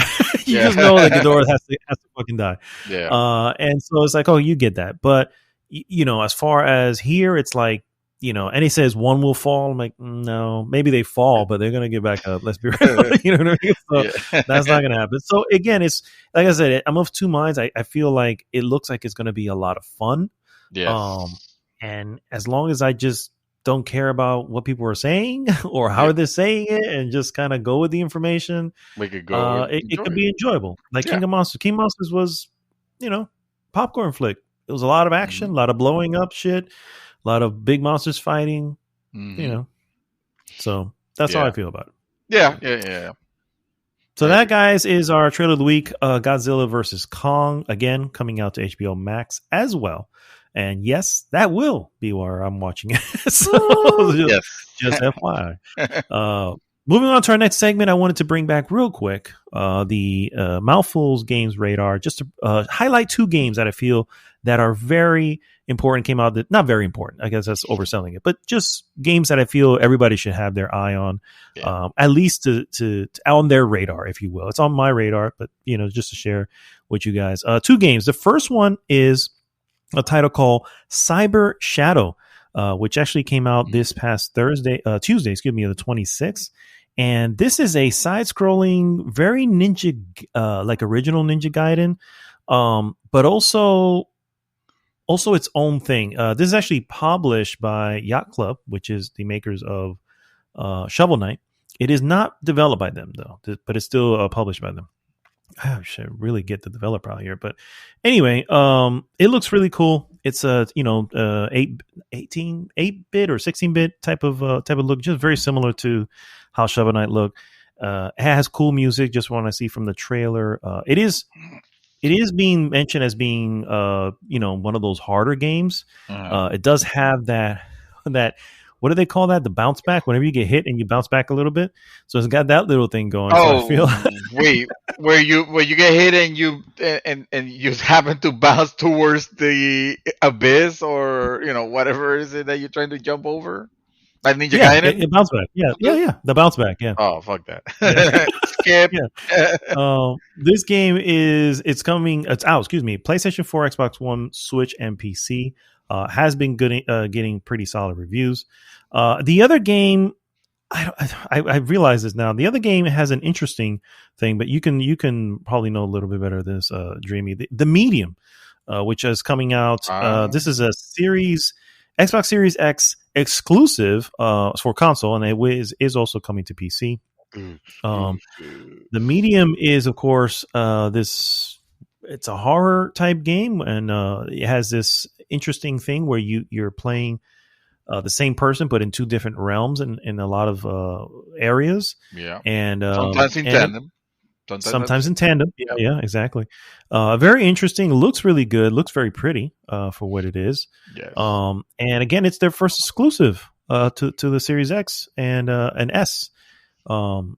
As far as performance, I believe the X obviously performs better, but I think they both do fairly well.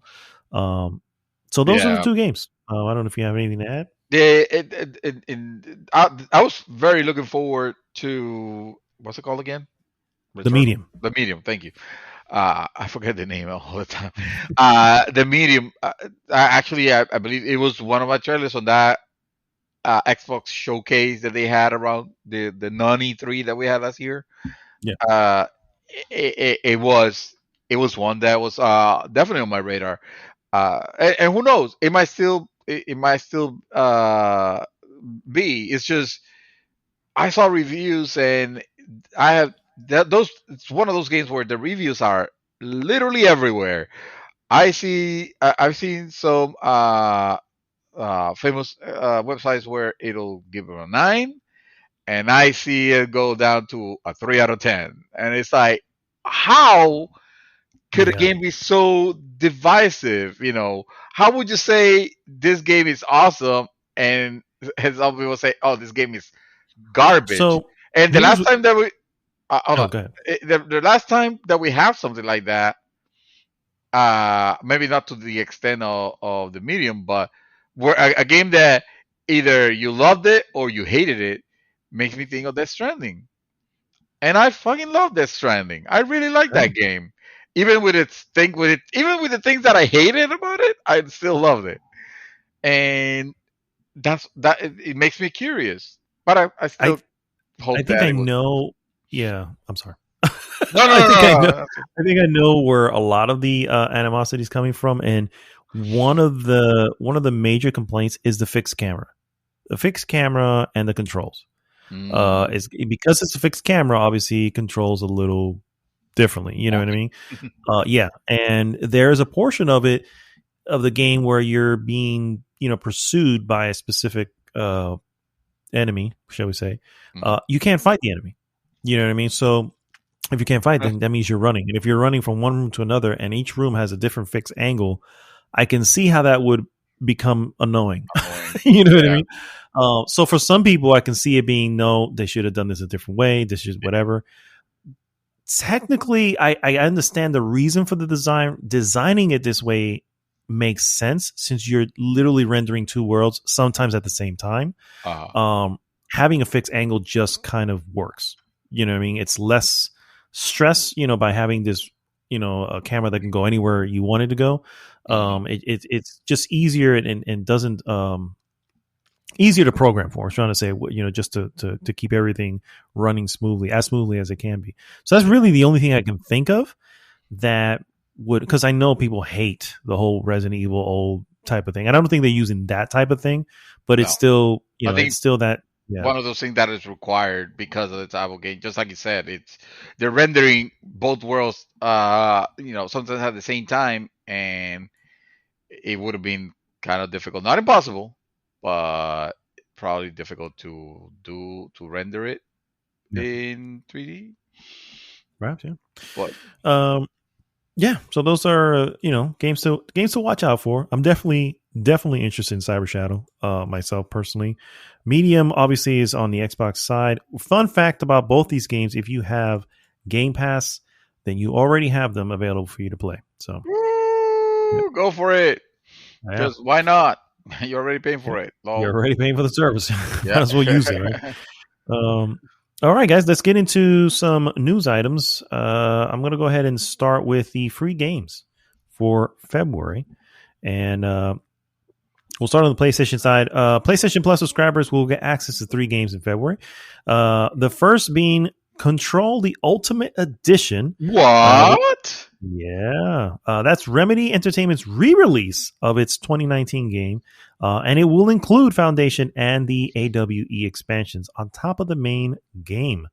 Damn, Yeah, give me some good stuff there. that is pretty good, and hopefully some PlayStation players held out and didn't pay for the update and can now just play the Ultimate Edition on PlayStation 4 and PlayStation 5 as part of the PS Plus subscription. Second game is Concrete Genie, which is from Pixel Opus. This is actually, personally, this is a game that I've had my eye on. I've kind of been waiting for a sale. No, I don't have to. Screw them. Yeah. I get them for free. No, they get paid. They get paid. Anyway, They're getting something for you. Yeah. Action adventure game that sends a player to a grim seaside town of Denska, where players can conjure up magical genies through brilliant graffiti. The game does also feature VR support, FYI. And finally, this is a new game, Destruction All-Stars, which is launching on PlayStation 5 via the PlayStation Plus. Whoa! So yeah, new game right out the back. This is not coming to PlayStation 4, if I'm not mistaken. This is a PlayStation 5 only game. Yeah. Whoa! PlayStation All-Star, which is it's an action-packed sports event game, basically very oh god, what's the name of that metal not Twisted Metal, sort of like Twisted Metal, but in an arena, with fans, and it's looks pretty cool. The only thing I personally is the art style. It's very Fortnite-ish. Yeah. You know what I mean? It's like you can't help but think of Fortnite when you look at it, because it just literally looks like your Fortnite character who now is driving around. Yeah, exactly. And I think because I remember when we saw this trailer, having the same thought. It's like, man, they're trying to capture that Fortnite crowd, and I mean, it does looks cool. Let's see how it does. I mean, if it's a game, if it's a little surprise, like Rocket League became or something like that, then yeah, I'll definitely I put mean, it on my list. I'm tagging it no matter what. You know what I mean? And I look like it looks like it's actually fun. They actually did a state of play. Believe it or not, they did a state of play this week for that game only. Oh wow! I missed it. And it looks like it could be fun. So it's definitely a multiplayer game. You just kind of get into it. But hey, it's for free if you have it already on. If you already have PlayStation Plus and a PlayStation 5. Mm-hmm. My only concern there is considering the fact that there's not a lot of PlayStation 5s in the wild. You know what I mean? So I don't know. I feel like if not every PlayStation 5 owner is playing this, there may not be a lot to go around. They're not. Let's say they're not PlayStation 4 numbers, obviously, but I think Sony have put quite a few out there, and I bet that because of that, because the fact that there aren't that many games, I feel like this is going to be one of those that almost everybody that owns a PlayStation is going to want to. Yeah, and it may take off because of that. May do what's the other one with the soccer? Rocket League. Rocket League, yeah, may do Rocket League. I mean, who knows if it ends up being that I don't know. I'm just saying if it ends up being that fun. So yeah, So yeah, Xbox also, of course, has their free games for February. First one being Gears 5, which will be available from February 1st to the 28th. So basically the entire month. They give you Gears 5. I'm kind of surprised. Okay, good on you, Xbox. Okay. Absolutely, yeah. Finally. No, sorry. I think somebody found out, hey, Sony's about to give Control for free. Oh, you mean that version that it's gonna be unsupported? No, the new version. Oh shit! What do we have? What the fuck do we have? What do we do now? Let's give it Gears, because everybody already that wanted to play Gears already bought Gears. Okay, let's put that. That looks strong enough. And Gears is a good game. Not a great game, but it is a great game if you're a fan of Gears of War. I like Gears of War, but didn't care too much for Gears 5. But it was not a bad game. So There you go. There you go. Second game. That is a resounding one right there, my friend. You have sold it to everyone who's listening. It's like it's not a great game, but not it's a great game, but hey, it's better than what Xbox have offered on their games for gold. You know, I would say and I'll probably die saying this. It's Game Pass is one of the best things that has happened to gaming, and it is exclusive from Microsoft and Xbox and Microsoft. You have that one on the pocket. Thank God that you have that one because you fucking don't have anything else. And you were about to make it worse, and then you backtrack because you were for some unknown reason, which I don't know how. We don't have this on news, so we probably talked about it, or it probably went under now that GameStop it's all the news now. But you guys, it should be a news piece for this week. But obviously they've gone back on it, so it's one. Yeah, you don't have it? Oh, okay. Yeah, I don't I don't have it, but yeah, I guess we'll go ahead and just get it out of the way. It's like they were about to double the price. Actually, now I remember.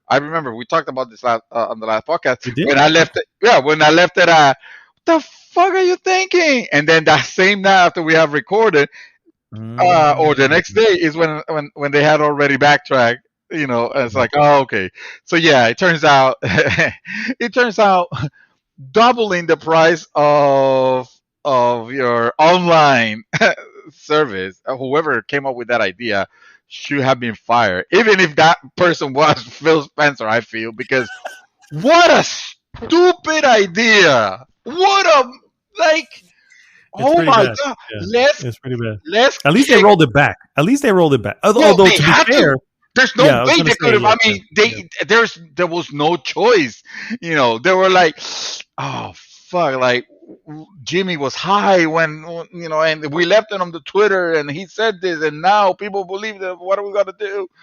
Like, dude, no, they absolutely bungled that, and of course they had to turn it back because who in their right mind is gonna pay $120 for access to online games when you have that on PlayStation for sometimes the MSRP is $60, but you get that shit at $30 every time if you know where to look.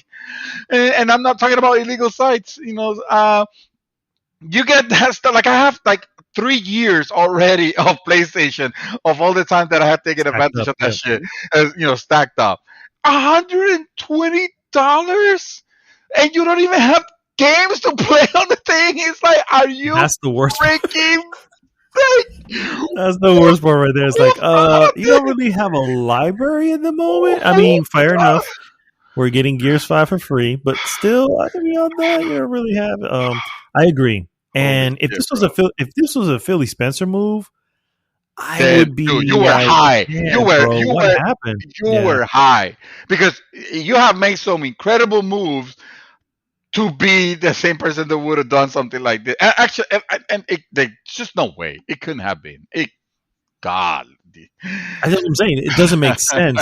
Like it would, after all the goodwill that they've been going for, and for them to suddenly do something that is so drastic. It's like, whoa! It's like, hey, we're done. I've already told you, and I've said this before. I don't know if anybody believes me or if anybody remembers. So I was like, I don't feel they're making money off Game Pass. It's great for the players, obviously. There's no doubt about that. I just don't feel they're making money off that. But I feel like they're I remember there's an article or something I remember pulling up somewhere. They're all kind of like breaking even, essentially. I might have the art. I don't remember if I remember tagging something where they're saying, "Oh yeah, the revenue of Xbox is kind of stupendous," and you know that shit ain't coming from the sale of the consoles and the games. So it is. Well, they're making the money. Okay, well, I could agree. Then somebody explain to me this move. But no, exactly. It's completely nonsensical. I think I think someone was about to get fired, and they're like, "Oh yeah, that I'm just gonna go ahead. I know the passwords. I'm just gonna go ahead and throw this. Boom. I mean, it's possible. Goodbye." Yeah, yeah. I don't know what it was. I thank God that they backtrack on that because, dude, that would It have would have been bad. been It would have been horrible. It yeah. would have been horrible. Absolutely. That would have put $599 to shame. The famous Yeah. 20, At least it would have 2007. been. Yeah. Yeah. It would at least been just as bad. At least, at minimum, just as bad. Yeah. Wow. Uh, Okay, so let me go into my well, hold actual on, hold piece. on. I'm still going through Oh, the that's games as right. well here, All sir. right, sorry. Yeah, So Gears 5. just We fine. have Resident Evil, the remastered, also available from February 1st to the 28th. Okay, Uh, okay. Dandara Trials of Fear Edition. Actually, I own this game on Switch, and that's just pretty sweet. So that's actually Nice. not a bad game. That's going to be available from February 16th through March 15th. Indiana Jones and the Emperor's Tomb, which will be available from the 1st to the 15th, Oh, and Lost Planet 2 from the 16th through the 28th. wow, Lost Planet 2. Okay, that's a 360 game. Yeah, Yeah, not bad. the Okay, 360 okay. games are the ones that are always like only half the month. So that's a Yeah, yeah, yeah. Okay, all right. You know what? I give it to them. I mean, it was not. It's not like spectacular, but they did good. They did better. They definitely did better that that they have done in another month. They might come. yeah, for sure. They might have come full circle. Some might say. Hopefully. No, actually, that was my terrible attempt to do a segue here because you know who actually have come full circle. It's everybody, all the gamers that wanted to see a new skate game, Skate Oh yeah. 4. Uh, EA announces Full Circle, the new studio working on the next Skate. EA has announced that Full Circle, the new studio behind the next Skate game, they're based in Vancouver, Canada, and it is led by Daniel McCulloch, former head of Xbox Live at Microsoft. EA said Duran Chung and Cuz Parry, two of the creators of the original Skate games, have joined Full Circle to work on this new entry in the series. There's a quote here from McCulloch says, "The fan has wished Skate back into existence, and we want them involved in the process of development to the game launch and beyond." McCulloch said, "We want them to feel like they're part of Full Circle.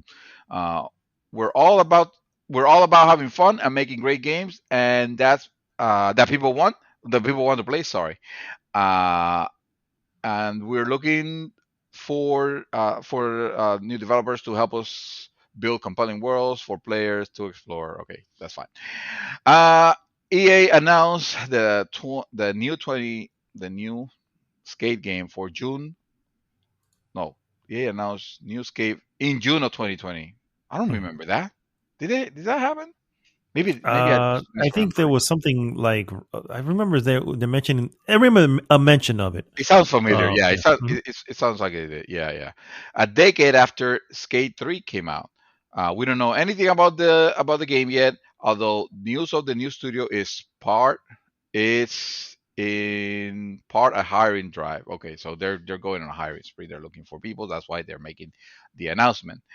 The opening for Full Circle means EA has three significant developers at Vancouver: EA Sports, Full Circle, and Respawn Entertainment. I always thought that EA Sport was here in Orlando. What happened? Are they still here? No, that's Tiburon. EA Oh, that's Tiburon. Tiburon. That's right. Yeah, yeah, yeah, yeah. The hell Uh, they been doing? I I don't think they know. must. Yeah, I don't think they They're, do it. I think they just like support now. I don't think they do anything. yeah, they're making DLC for the FIFA game. Yeah, there you go. Which DLC means they're just changing the color of the uniforms. Ah, no, that's not true. That's Mm, mean. I'm joking. I'm joking. I'm no, you're joking. not. EA sucks. So yeah, I mean, that has been fans of Skate. I feel like this might have come on I mean, this is not true. This is just me saying. Yeah, I don't think this is a fact, but If you're gonna mention Tony Hawk, yes, I agree. yeah, Tony Hawk Yeah, yeah. 1 and 2 came out. Yeah, that's a lot of people like, yeah, he's back, and a lot of good reviews, a lot of good vibe on it. And maybe EA went like, okay, this is our chance. It's now or never. People have been asking for it for a while, bro. For a while, they've been asking for it. And Yes, I don't. First of all, I have no connection to any of them, not even the Tony Hawk or Skate games. Not to say that they're bad or good. I personally have no connection to it. And yet, I know of the fervor of people who want another Skate and wanted another Tony Hawk, a good Tony Hawk. Yes. You know what I mean? And so, you know, Tony Hawk did have one more recently that was just absolute garbage. It was like a couple years ago, something like that. So, oh yeah, the new Tony Hawk 5. I forgot what it was. It was no good. Mm-hmm. No, it was. Yeah, it was supposed to be like their. I don't know if it was actually 5, considering that Tony Hawk has had, like, there was Project 8. Remember? Oh no, you don't remember because you didn't follow Tony Hawk. There was a bunch of Tony Hawk games that came out at one point, and as you know, the more and more they made, the worse they were getting. So until they killed the franchise. But yeah, I know which one you're talking about. This one was supposed to be like, oh yeah, this is the real successor to the Tony Hawk series, and man, that game was horrible. You know, it might as well have been an asset flip. Yeah, exactly. So yeah, I mean, again, I've known for a while people are interested in it, and EA didn't want to jump into anything. And then here comes Activision, and don't get me wrong, not Activision's a saint or anything like that, but here they come with Tony's Hawk 1 and 2 remastered, pay for the licenses of a lot of the original music and everything. They do it right. And it gets great reviews. It gets really well received. And then EA goes, "Oh, I guess we can do it. I think you know what? I think now is the time, guys." The fuck? They've been asking for this forever. Why did you have to wait for somebody else to do it? And here's the sad part is they're going to do it. They're probably going to half-ass it because they're going to go, "Oh, we're not going to pay for any, no, we need to keep this simple, guys. There's not whatever. Let's not do too much. We just need to do just enough." God. And then it's going to come out. It's not going to be as well received. And they're going to go, "Well, you see, this is why we don't want to do it." And it's because you guys fucking half-assed it. That's the reason why. Say what you want about Activision. They didn't half-ass it. They did a true awesome remaster. And they even paid for the license, for the majority of the licensed music. And what they couldn't get, they replaced with what I understand is actually also very good. Yeah. So, you know what I'm saying? EA is a follower. And that's the deal. They follow the trend, and we'll do this, and we'll follow the trend. But by the time that's not how gaming works. Gaming takes a while to get made, so by the time you actually release it, the trend's gone. You know what I mean? It's like I fucking hate EA, bro. So anyway, I'm moving on here. That stock is about to blow. Mark my words. I read it on Reddit. Jesus. Anyway, guys. Hold on. I had a couple news pieces I wanted to. These are small, so I just kind of want to get them out of the way. Oh, okay. Just want to have 2 for 1. Yeah, this will be good. Biomutant, which is a game that has been in talk for a long time. THQ Nordics is an open world post-apocalyptic kung fu fable, which has been sort of MIA for some time, has finally got a release date, and it is coming to PlayStation 4, Windows PC, and Xbox One. Obviously, you can play these on the new console, but it's just funny that they're not mentioning the other ones, but that's fine. Originally due in 2018, so it's very late. Biomutant is developed by Experiment 101, which Avalanche Studios' former creative director Steven Lundquist founded back in 2015. THQ Nordic is the game's publisher. In Biomutant, players can modify their character with bionic prosthetics, powerful mutations, and cool weapons. It's a very cool looking game, one that I have on my list as somewhat of a watch list. I mean, I don't know if it's going to be good, but I've had it on my watch list for quite some time, but it's been gone. It's just been like no one's been talking about it. I just figured, that's going to be a vaporware. But it's cool to see it actually has a date. Again, May 25th, of 2021. Where's the other one that I had here? That was another date. Mm. PS5 exclusive Exclusive. Returnal has been delayed. PS5 exclusive Returnal won't hit its previously announced release date. Housemarque's new third-person shooter will slip a bit later into the spring, with the release date now of April 30th. Sony announced this past Thursday. The announcement represents a delay of 6 weeks total. Housemarque had said in December that it planned to release in March of 2019. My only so I like Housemarque. Yeah. I like Housemarque games. I think it's smart that they did not. Remember, they were going to make like some sort of, was it like a freaking PUBG type of thing? They were going to Yeah, do some sort of, yeah. yeah, I I'm remember. glad, and then they pulled the plug on it. I'm so glad that they did that because they would have been so late to the game. They literally would have, that probably would have crippled the company. That said, Returnal is a $70 game, bro.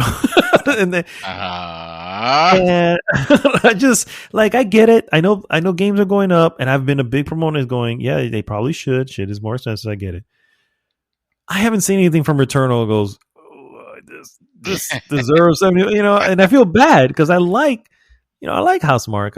I like the shit that they do. I'm Mhm. still, I don't know, bro. Oh, and Uh, by the way, Returnal is a little bit of a roguelike, which is another thing. oh, great. Yeah, Okay. yeah, All exactly. right. I'm like, Very. a roguelike, which, mind you guys, tends to be a lot of smaller indie type games because roguelikes are not, easy to sell. Mm, And these guys are doing one, I don't know, at 70 bucks. $70. Maybe, maybe if you give it an opportunity, maybe they'll make a game as good as and as famous as Ninja Theory did in their game Bleeding Edge. Oh, What is yes. Bleeding Edge, you ask? Mm-hmm. Exactly. Ninja Theory says no What he more does. content updates for online brawler Bleeding Edge. Uh, it's been under a year since Hellblade developer Ninja Theory released its team based multiplayer efforts, Bleeding Edge. But already the studio is calling time on development, announcing there will be no more content updates as of today. Released last March on Xbox One and PC, Bleeding Edge was pitched as a raucous blend of third person melee action and class based 4v4 multiplayer. Uh, and, and it successfully laid a solid, if rather bare bone foundation at launch. As Eurogame, let's see, someone in Eurogamer pointed out, his name is Wesley Yimpool, by the way, in his Mm. review.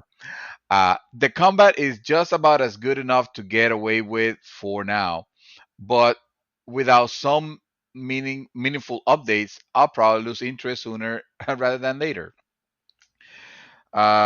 So I'm not gonna continue playing because I think I made my point. You guys are wondering like, what the fuck is Bleeding Edge, and I'm Oh, I saying know what it is. Yeah. yes. It's, You I mean, know? honestly, the reason you don't know what Bleeding Edge is why it's being shut down. So, there you Yeah, yeah, exactly, exactly. That's the point I want to make. It's like, so Ninja Theory had a class based 4v4 game that they just recently released. In an era of the Fortnite, what the fuck, battle royale games nowadays. I'm not advocating for everything being battle royale. I'm not saying that. I'm just saying, unfortunately, that's where the market pivoted, and I feel like the era of this type of games like Paladins, like Overwatch, is it's kind of like, ooh, for previous era. And Ninja Theory evidently spent development on this, and go. nobody heard about it. Like, I didn't know that Ninja Theory had a game. I thought their last game was. I thought they were working on that. Oh my god. on Senua Sacrifice? Senua's yes, something, the new one. Yeah. yes. I thought that was what they were Hellblade. focusing on. Like, who cares about No, this they thing? had this. I remember I remember this. I remember this pretty well. And I was just like, oh my God, the guys who made What? Hellblade, Yeah, I'm like, they're going this route? And don't get me wrong, I'm not saying that they're, that what they did was in any way bad. It was just like, guys, that's a bubble that's going to burst. And if you know what I'm saying? It's when it does, it's still going to hold on to just the two people who started, and that's PUBG and that's yeah. Fortnite. Those are forces you're never going to get you're not going to get close to numbers like that. You're wasting your time. Anyone who goes into that market at the moment, it's just you're wasting your time. It should not Yeah. happen. And point example to the last one, Housemark. Housemark realized and said, nope. It's like, nope, this is not gonna work. And they pulled the plug Yeah. on the game. You know what I mean? And went on to move on to Returnal, which is a single player game again. So Mm. I don't know, bro. I mean, when they announced that, I was just like, ugh. And this I, proves it. I think This proves it. I Like, think I yeah, it was remember. smart. I think I Yeah, remember because because of your reaction, to it. It's like, what are they doing? And I know neither one of us is against, you know, for company who want to experiment, that's fine. for sure, for It's sure. just, if you're gonna experiment into the usual stuff, then, like, I feel like, okay, that's not really experimenting. If anything, they're just trying to do what everybody else is doing, and I agree. I agree. unfortunately, Yeah. that doesn't really Look pay at Cliffy off. B. Cliffy B and I forgot the name of his company at that point, but and yes, I know Husky, he's like Cliffy B. Yeah, Bos was it Bosky? That was the name? No. Is that the name? Yeah, Bosky. That's the right one. Yeah. that was Um, the studio, and then the studio. Yeah. Paladin was the game. Yeah. Yeah. That game So was yeah, good. that's another one. It's just, it was Again, it's yeah. the market. The market is Mhm. like, nope, we only have enough space so you're gonna have the division to have your shooter, your online shooters and Destiny, and you're gonna have your Fortnite and your PUBG to have your battle royales. That's it. Yeah. Other ones can try to come in, but it's just not going to work. Apex Legends is probably like under that. Early on they were pretty big, which is I think why they're still hanging on and they're still Mhm. supporting it, which is also very good. But let me tell you, if you can't even get to Apex numbers, you're wasting your time.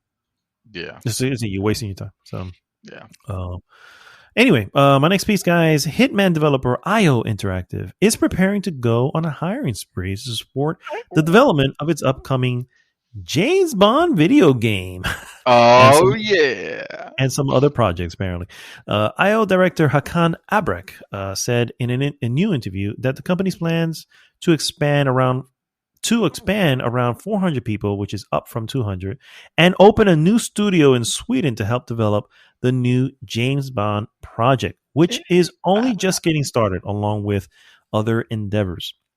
Quote, it is very, very special boy's dream. Sometimes it's still a little hard to understand that is us making a James Bond. Today we have 200 employees and expect that we will have 400 over the next few years. So there is no doubt that the Bond agreement means an insane amount to us.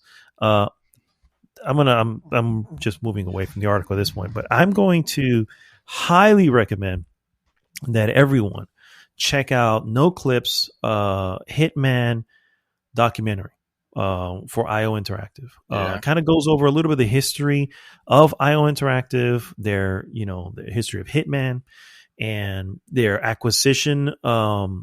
They were part of, I forgot the group they were part of, um, Square bought that group and in essence also acquired IO Interactive. Mm. And then at some point they had to, they were on the market, and it all happened. It's funny because it happened. You guys got to watch it because it's so fascinating, and Yeah. it's also so awesome the way they persevered. To the fact that they were gonna, they were looking at getting their doors shuttered at some point, and they still not only did they persevere, they delivered Hitman 2, which is an awesome follow-up to Hitman 1, which is the 2015-2016 game. And now here they are with Hitman 3, which also is receiving ridiculous reviews, and also has completely put them in the black for and they, they've They I don't know, I recuperated. read somewhere yeah, Yeah, yeah, they they recuperated recuperated everything. the Yeah. development costs already in the first 2 or 3 weeks of Yeah. sale, however long it's been. It's, I mean, Unbelievable. Yeah. that's amazing. I mean, they know what they have. They have good. Now they're going with uh you know IPs, and you gotta be careful with that because sometimes those IPs, they getting licensing on those could get a little pricey. Uh, but I believe they can make something special of it, and me being a James Bond fan, I I would love to Ditto. see, like, I would love to see what they make with it. It doesn't necessarily have to be a hitman, because I don't want to I don't want a what do you call a skinned James Bond hitman Hitman. game. Yeah. Yeah, but I do trust that if they can develop, if they could bring the quality of gaming that they brought with the Hitman games, then I think that James Bond game is in definitely good hands. I agree. I Yeah, agree 100%. So I'm happy. I'm very happy I am very for happy. yeah. Yeah, a lot of people are not gonna be happy about this next one, though. Oh boy. Unfortunately, I have regrettable news. AMD warns of continued PS5, Xbox Series X and S, and PC chip shortages. Uh, AMD has made some unfortunate predictions about how long the shortage of hardware for new generation tech is going to last in its fourth quarter 2020 and full year results. The company, which reported record sales over the past 12 months, well, gee, of course, uh, notes that shortages for in demand chips will continue until at least the first half of 2021, despite witnessing, quote, a strong revenue ramp, end quote, of its business over the past year. AMD president and CEO Lisa Su uh, mentioned that overall demand exceed the company's planning.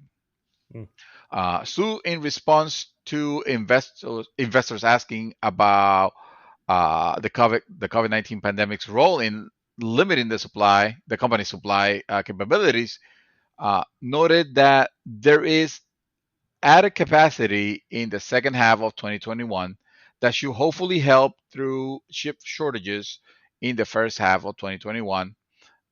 Uh, no, sorry. Noted that there is added capacity, in the second half of 2021 that should hopefully help.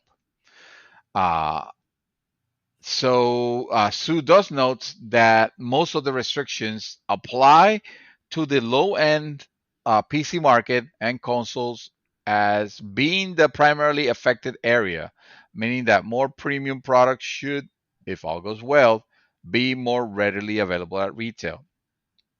We heard last year that Xbox Series X and S manufacturing started later than PS5 manufacturing. I did not know that because Microsoft wanted specific AMD technology in the new hardware chip.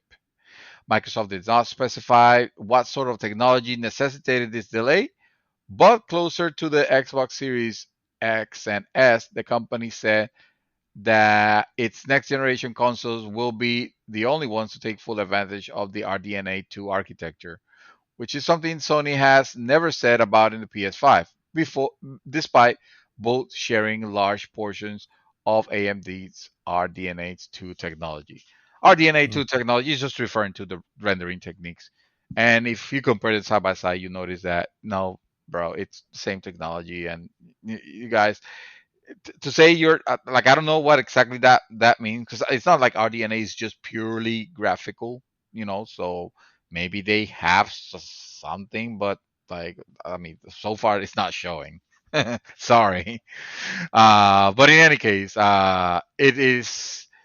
it's just kind of concerning, the fact that, it turns out that, yeah, this shortage problem is probably going to last a little bit longer. Yeah. Although I've been noticing more frequent and More drops. frequent Yeah. drops lately. Yeah, yeah, yeah. Not enough to say, oh, you can safely order them. I mean, uh, every time I just go in and check to see, by the time I go in, it's still the same demand. It's still the get it on the first few seconds or it's gone kind of Hmm. deal. But they're happening a little bit more frequent. So I guess that's something. That's good, at least for the minimum.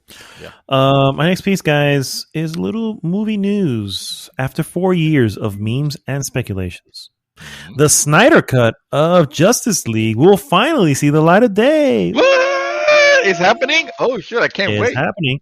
Yes, sir. This past Friday, which I guess is today, Zack Snyder and HBO Max announced that Zack Snyder's Justice League will be available to stream on HBO Max on March 18th. Oh Justice snap! League was originally directed by Snyder before he had to drop out of the project due to a family tragedy. Joss Whedon then took over the reshoots and completed the film that eventually hit the theaters in 2017. The film was a critical and box office disappointment. But Ah, in the wake of the failure, social media posts from fans and eventually everyone involved spawned an idea that somewhere there existed a second cut of the movie that was closer to Snyder's original vision. And so that is the vision that we will be seeing here on March the 18th.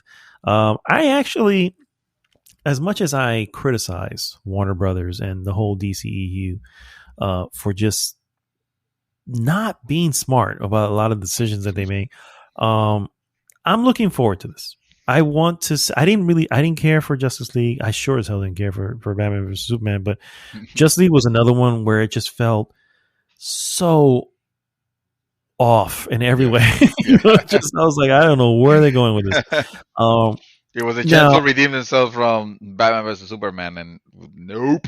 nope. Yeah, completely right. Yeah, it was better than Batman vs Superman, but that didn't say much because Batman vs Superman was just shit. So, um, I'm interested in seeing this. However, I still am of the mind where if you have to recently do reshoots and a bunch of other stuff, and now the movie is like broken up into episodic, where it's going to be four hour long episodes.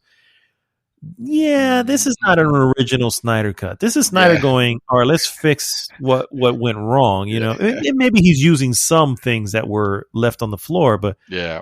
yeah, this is not the what the Snyder cut that they were been asking for. Like we want the original. Was like, no, this is not that. This is him just or them just going in and Also, when the movie is 4 hours long, yeah. what the hell are you cutting? Like, what is it that you're leaving on the table? I mean, because it sounds like you're putting everything but the kitchen sink at this Yeah, point. at this point, yeah, I agree. Oh, I think I still have bullets on my gun here. Let's see. The Last of Us 2, or I'm sorry, The Last of Us Part 2 may be getting, and my telephone just shut down, may be getting a PlayStation 5 patch, according to industry insiders. The Last of Us Part 2 may be getting a dedicated PlayStation 5 patch in the not too distant future. According to one of industry insiders with a decent track record. Naughty Dog's 2020 survival horror hit may be due to get a PS5 patch. I hate when news does that. When you're reading it, it's like you're saying the same thing three different places. It's Yeah. like it sounds so stupid.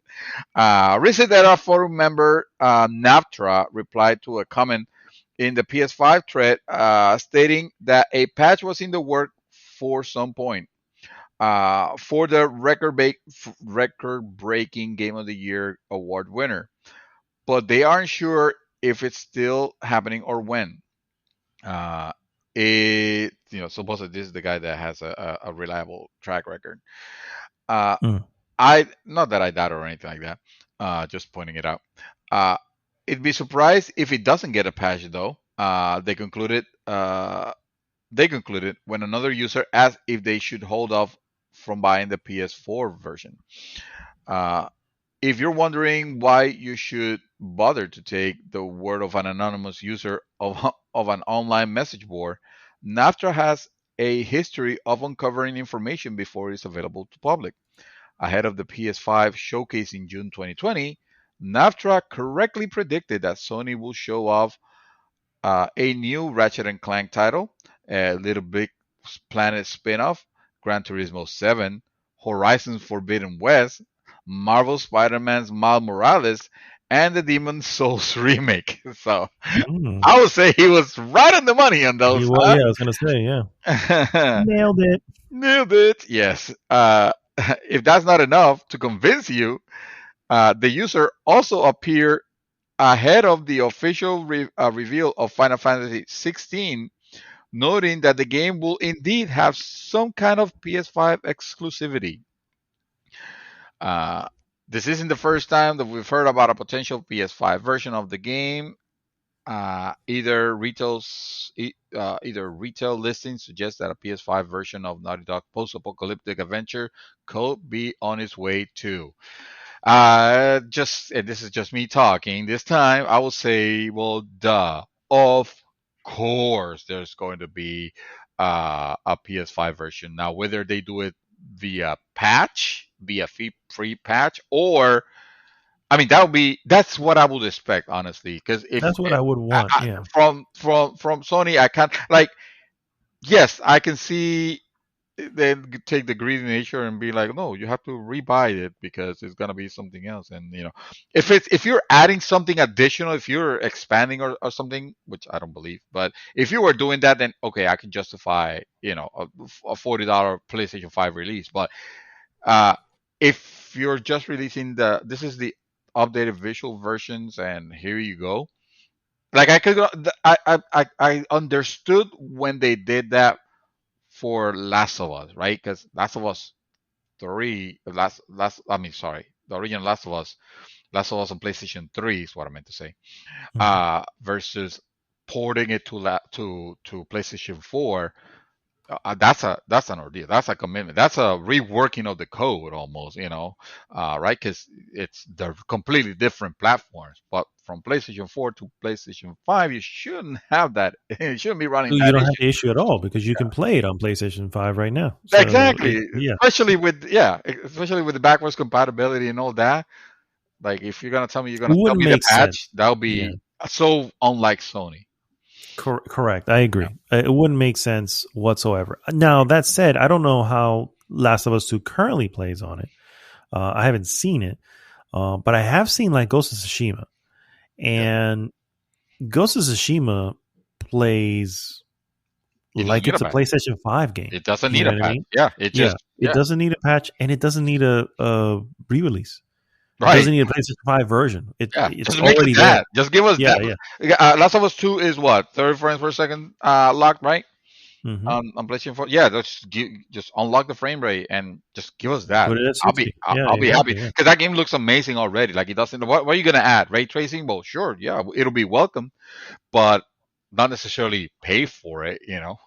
Yeah, Uh, yeah, exactly. That's not something that needs especially again when you're getting a lot of other games that are just getting an automatic update with yeah, all that with no additional cost right, behind it. So right, it would be in bad taste if yeah. they were to so yeah, I agree. I I agree. agree. My last piece, guys, is sort of a sweet little one. The team behind the hit Hard as Nails platformer Celeste are celebrating the third anniversary of the game's release, and they've made a quick sequel of the game. Oh, Quick sequel to the game's 8-bit progenitor as part of the festivities. If you played hmm. Celeste, you might have encountered the 8-bit version of the fictional Pico 8 video game console as a little extra. What many Oh, people don't know is that the Pico 8 game, which was built in 3 days as part of a game jam, was actually the prototype for the entire Celeste project itself. huh. This sequel, titled Celeste 2: Lani's Trek, features a completely new core mechanic and playable character. Lani obtains a grappling hook early on in Celeste 2, and it is quickly becomes your main method of traversal. Excuse me. Mhm. However, Lightning can also use grappling hooks to grab items, including snowballs and platforms, which quickly ramps up the complexity of the game. Uh, Celeste 2 Lanny's Quest is available for free on developer Maddie Thorson's itch page. Though the game does default to keyboard controls, it is highly recommended that you switch to controller because it requires pinpoint precision just to get past the first few screens. Hopefully, that's something they can, maybe get over to consoles. But it's a sweet little thing, and I love Celeste, so that's cool. Yeah. It's cool that they're doing that, and I gotta give props to that. So yeah. All right. I think. Did you have any other? Nope. Feel free to take us to the next segment. All right. Well, let's do that. All right, guys. We'll be right back with our hot topic.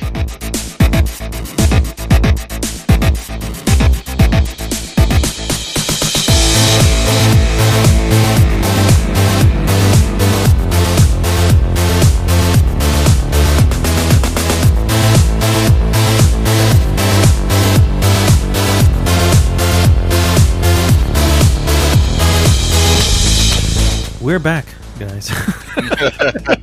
And it is time. I don't know. It's like a song I just recently heard of it. It's like a little Super Mario jingle that I just recently heard in my head. It's pretty fun. Oh, I remember it being something else. I was following you, but then at one point I was like, oh, wait a minute. Is this the same song? Yeah, it's probably something different.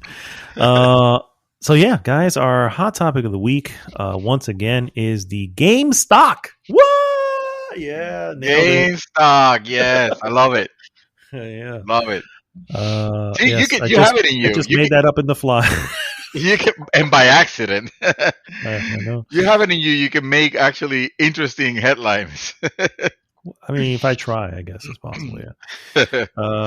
Clickbait. So, anyway, it needs to be clickbait. Everything needs to be a clickbait now. Yeah, that's the way you get around. That's the way. Yeah, exactly. You won't believe. Just leave it at that. That's it. That's it. That's no idea.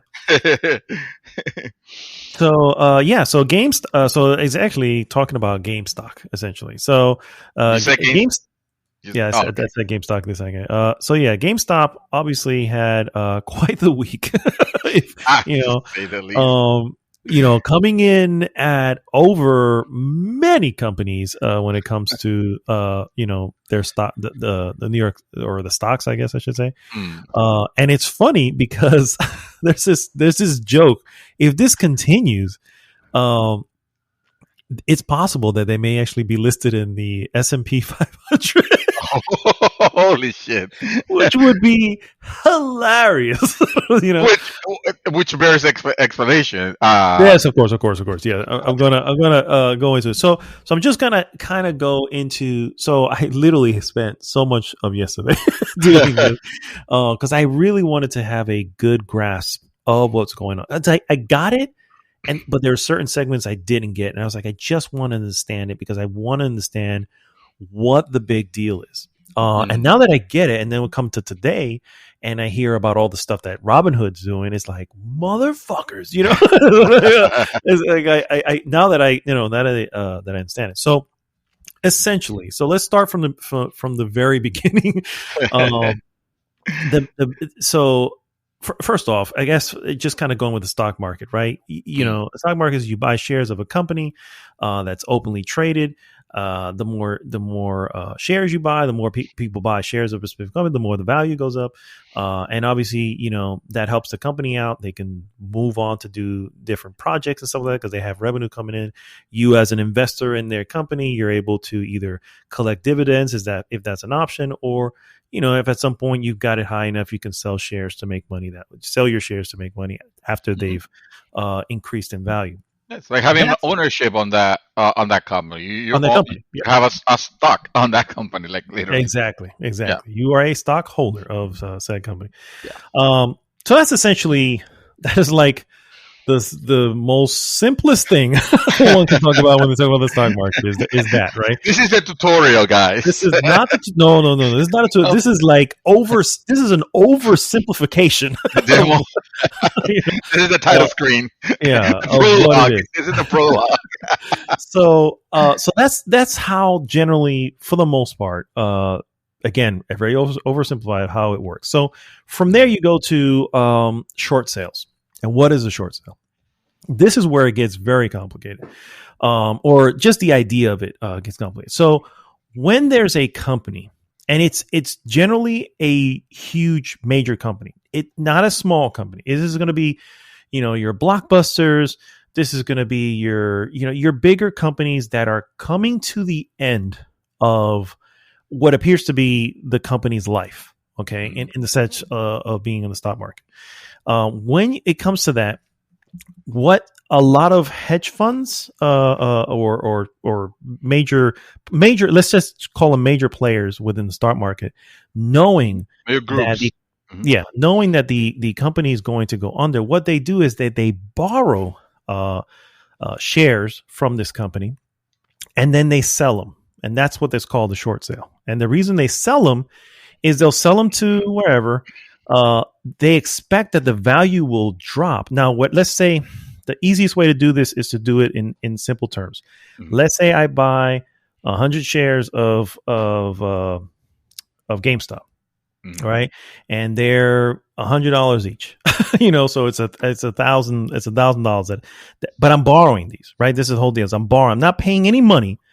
I'm borrowing these, and I promise to give them back to you, right? So I'm going to take these shares.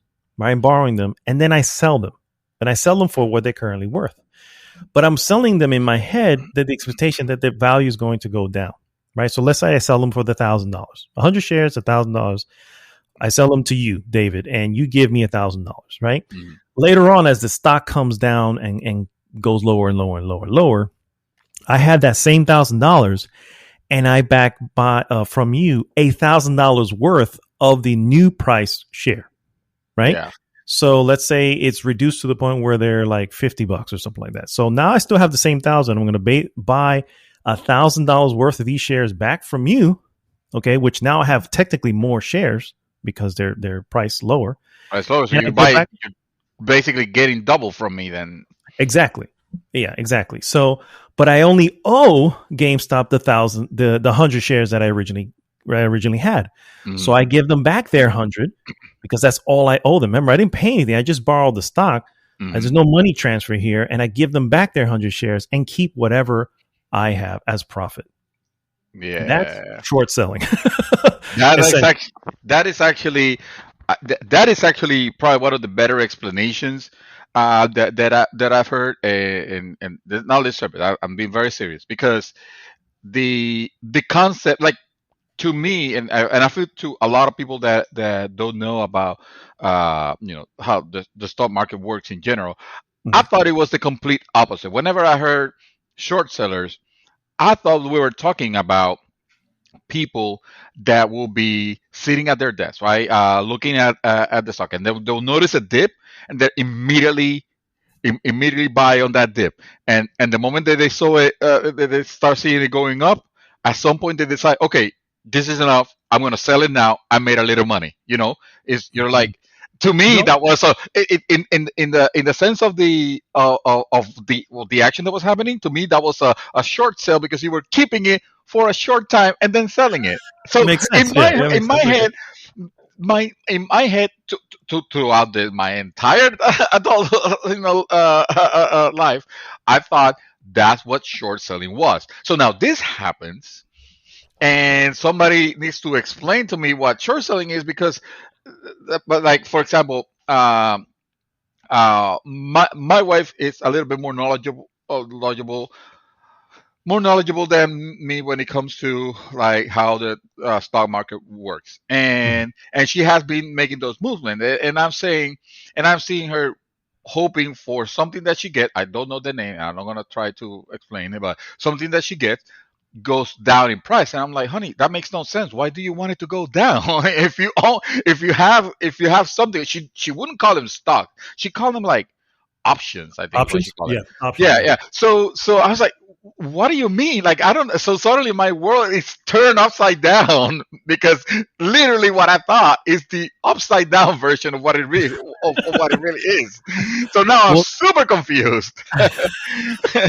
Your version of what you thought short sale is Mhm. is just what the regular market is.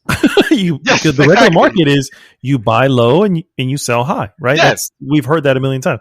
That's yes. all that is. That's literally the regular way things work when it I comes thought to I thought that I thought the version of selling it quick was the short sale part of it, and that is not what it is at no, all. nope. Even though it Uh, will make sense by the name of it, it's by the not. name. Yeah. Yep, yep. So short sales are they are a risk. They are a gamble. Essentially, is what they are. Mhm. Because you don't know this. You buy it. So GameStop's stock price was around just under $4, more or less. When a lot of these hedge funds, the big players, decided to start trying to essentially move in for this short sale. And so you buy again, you're not buying, I'm sorry, you borrow a lot, right? You borrow a lot and then you sell those. And then when it goes down, you again, with that, whatever that money you had originally, you go buy as many as you can based on that money, Mhm. give back the shares that you need, and you keep whatever the difference is. And it's a smart move, if it works out. It's a shitty move for the corporation that is being short sold.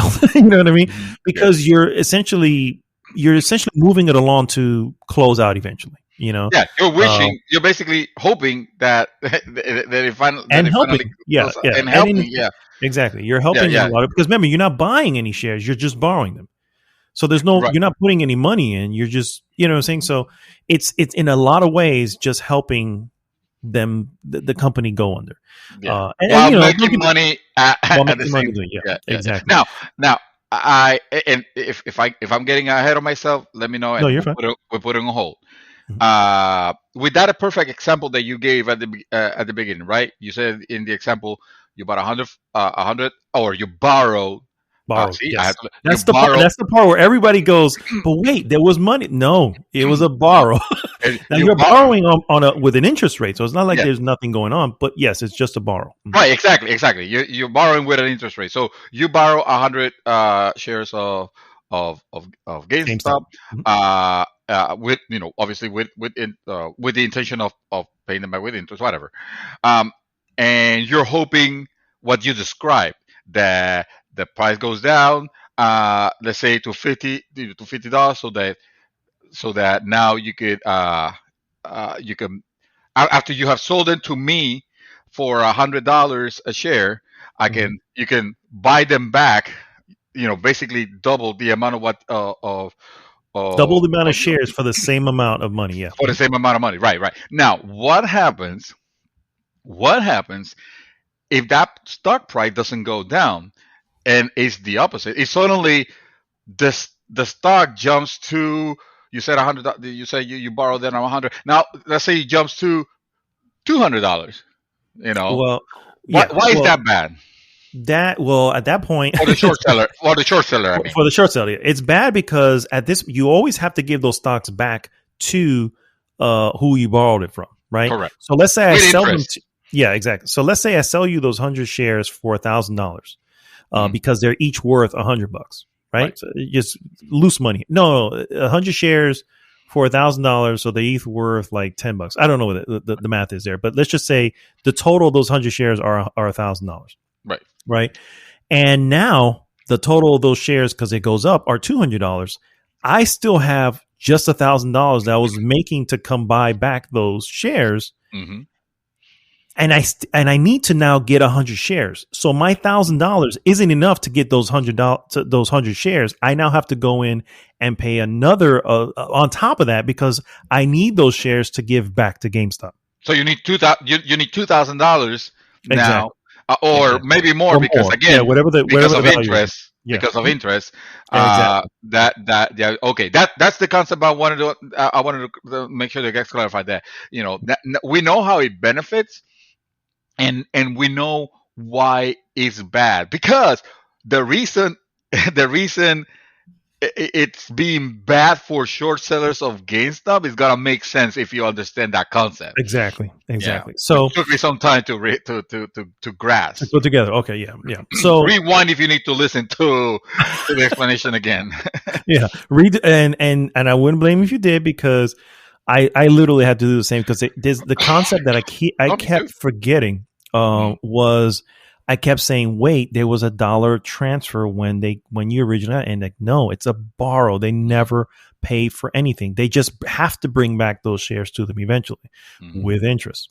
Mhm. Now the interest normally doesn't matter because by the time they do it's like, sure, here's the interest. Mhm. The stock has plummeted. You know Yeah, what I mean? And it doesn't exactly. matter at this point. Like, They here, can let them really, have yeah, cake. exactly. So in this is where Wall Street Bets, which is a which is a site within Reddit, Yes, a it's a Reddit Reddit group. group. They did what's called a short squeeze, and what that basically is, and it's I think it's interesting and cool at the same time because if it was any other company other than GameStop, I feel like we still wouldn't have this issue. But GameStop being a company that a lot of these people, a lot of gamers, and gamers are a huge portion of Reddit, you know what I mean? And Mhm. it's I feel that there's a Young people, connection it's there. nerds. Yeah, Yeah. exactly. So I feel like the need to I don't know if they were trying to save GameStop, but just at the same time just go, Mhm. wait a minute, No. we don't want anything happen to them. But Yeah. anyway, so the short squeeze It is has this. nothing. Oh, okay. No, I was just real quick. This they had nothing to do with saving against GameStop itself because we all know that GameStop, the company, has been vilified by gamers for all the shitty practices that they have. Oh, over the long time. Some might say, the payback of all the times that they will give you 25 cents for your used game. Yeah, So true. so this has nothing to do with that. This was literally a hey, what if we can stick it to the man? What if we can Yeah. stick it to Well, those hedge I don't funds? know if it was sticking it to the man, but I think Oh, dude, it's I totally. personally think that the initial thing was, guys, I think we can probably make some like really money if we do this. Oh, yeah, no, obviously, And then yeah. at some The bottom point line they is that. realized, yeah, and then at some point it was like, hey, we're actually fucking these guys up. Let's just keep doing it. You know what I mean? And that I think it stemmed from there. Yeah. So a short squeeze, essentially, guys, is when first off, obviously the stock the stock price not going down, and in this case, what Wall Street Bets essentially started doing was saying, "Hey, let's go ahead and buy as many shares as we can of GameStop and artificially inflate the value of it." And in doing so, what that does is obviously, those keep in mind that these hedge fund guys, when they decided to borrow shares, they weren't borrowing 100 shares. They Mhm. were borrowing a large portion of it because Of the only way course. you make money is to have a large portion so you get a large portion back. Yeah. So all these borrowed shares that they were borrowing are now being like severely inflated prices because these guys are now buying the leftover shares that are out there, and probably even some of the borrowed one as well, the short shares, and so that obviously it completely inflated the price. And it's in at this point people are able to the problem with the hedge funds guys is they have there's a way for them to sort of try to there's a way of controlling how much it goes up, Mhm. and the way of doing that is by borrowing more, which seems stupid, but at the same They time got it's no like choice. it's yeah you have to borrow more because the more you borrow the less that's out there to be bought up by all these guys. Yeah. So that's a way of blocking it. It's like no remember because there's only a certain limited amount of shares per corporation. For a corporation, that's true. That it's kind of like a tug of war. It's like at that point the hedge fund guys, it's like, well, shit. We our only choice is either we buy this stock at the ridiculous price that it is right now, or or we stopped them from going. the Yeah, people, the people from Reddit, they're gonna screw us because they're gonna make it even higher. So we protect this or else, correct, correct. and it And is then kind of insane. Yeah. exactly, and then you have other stuff, and this is getting into the weeds, so I'm not going to get too much into. But you have other stuff. There's regulations from big investors who can, you can't just drop and you can't just drop shares. You can't just do that. There are regulations on that because other people go, well, why don't they just drop them? And it's like, well, you can't. Again, there's regulations for that. Oh, you're talking about dumping when they dump the shares. Yeah, that would be the major. I want to call them, like, you can't do inside trading. There's regulations against that, so you cannot just dump them like that. Right. correct. Yeah. So what this kept honestly, you have what you keep doing is you have one side buying shares, inflating the price. You have the other side borrowing more to try to block as many people from whatever shares, making the shares even less available, and in essence also driving up the price. So so before you know it, we're at $300 something for for one share that was at $4, last year. So And that made a lot of people millionaires. Honestly, there's a lot of people on Reddit right now that they're millionaires. Yep. Now it makes you wonder, like, okay, so obviously they must have achieved some sort of goal. How come this is not stopping? How come they're not just selling, because they're already up there. You don't want to wait until a wave starts, because the market is very unpredictable. If it starts going down, you could start. Obviously you're gonna start losing money. If you're up there, why are you not selling your shares? And a lot of them have. A lot of them have already. Have Yeah. cashed out.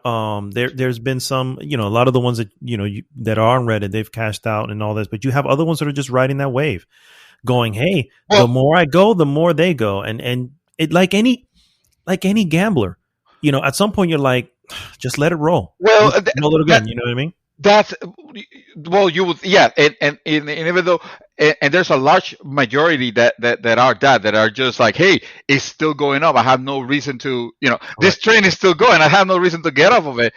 But there's also, and this is the part where I was telling you that, hey, this has nothing to do with trying to rescue any company or anything like that. And these are the people that are literally, because I was also reading about this. They're literally holding it up there and not selling it, as ridiculous as it sounds, for the lulls. As ridiculous as it sounds, that's what I was meaning when I say, oh, it's kind of sticking into the mind. It's kind of like, hey, I can get away with this. I am enjoying this. I'm making money out of it. Diamond hands. That's what they're calling it. They're calling it diamond hands. It's like, keep it. Don't sell it or anything like that. Let's just keep it high. And as more people join in, it keeps going up and up and up and up and up. So that's kind of insane until we realize the type of people that are that are handling this on Reddit, on the Reddit groups in general. They're kind of and I'm not saying like everybody, obviously, because that Reddit kind of group that has like 4 million members, maybe even more, as we speak right now, from what it used to be a very niche group on Reddit. But a lot of those of those characters are actually the type of characters that you will find on the fringes on the internet, on the places where the memes get born, on the 4chans on the 8chan forums, on the, quite frankly, some of the most reprehensive places and websites and situations and dark web and all that shit. That's what those are some of the players here that are driving this. Or the ones that lit the fire basically. Obviously now everybody's into it, and then you have your mom and pops, and you have the people that are curious about it, and seeing what they could do. But it's I could, once I have that knowledge of, oh yeah, those are the people, I can understand why they're just doing it. They're For the it's lows. almost like anonymous. Yeah, sounds like anonymous. Just doing it for because they can. Yeah. And that's the whole deal. Technically, they can.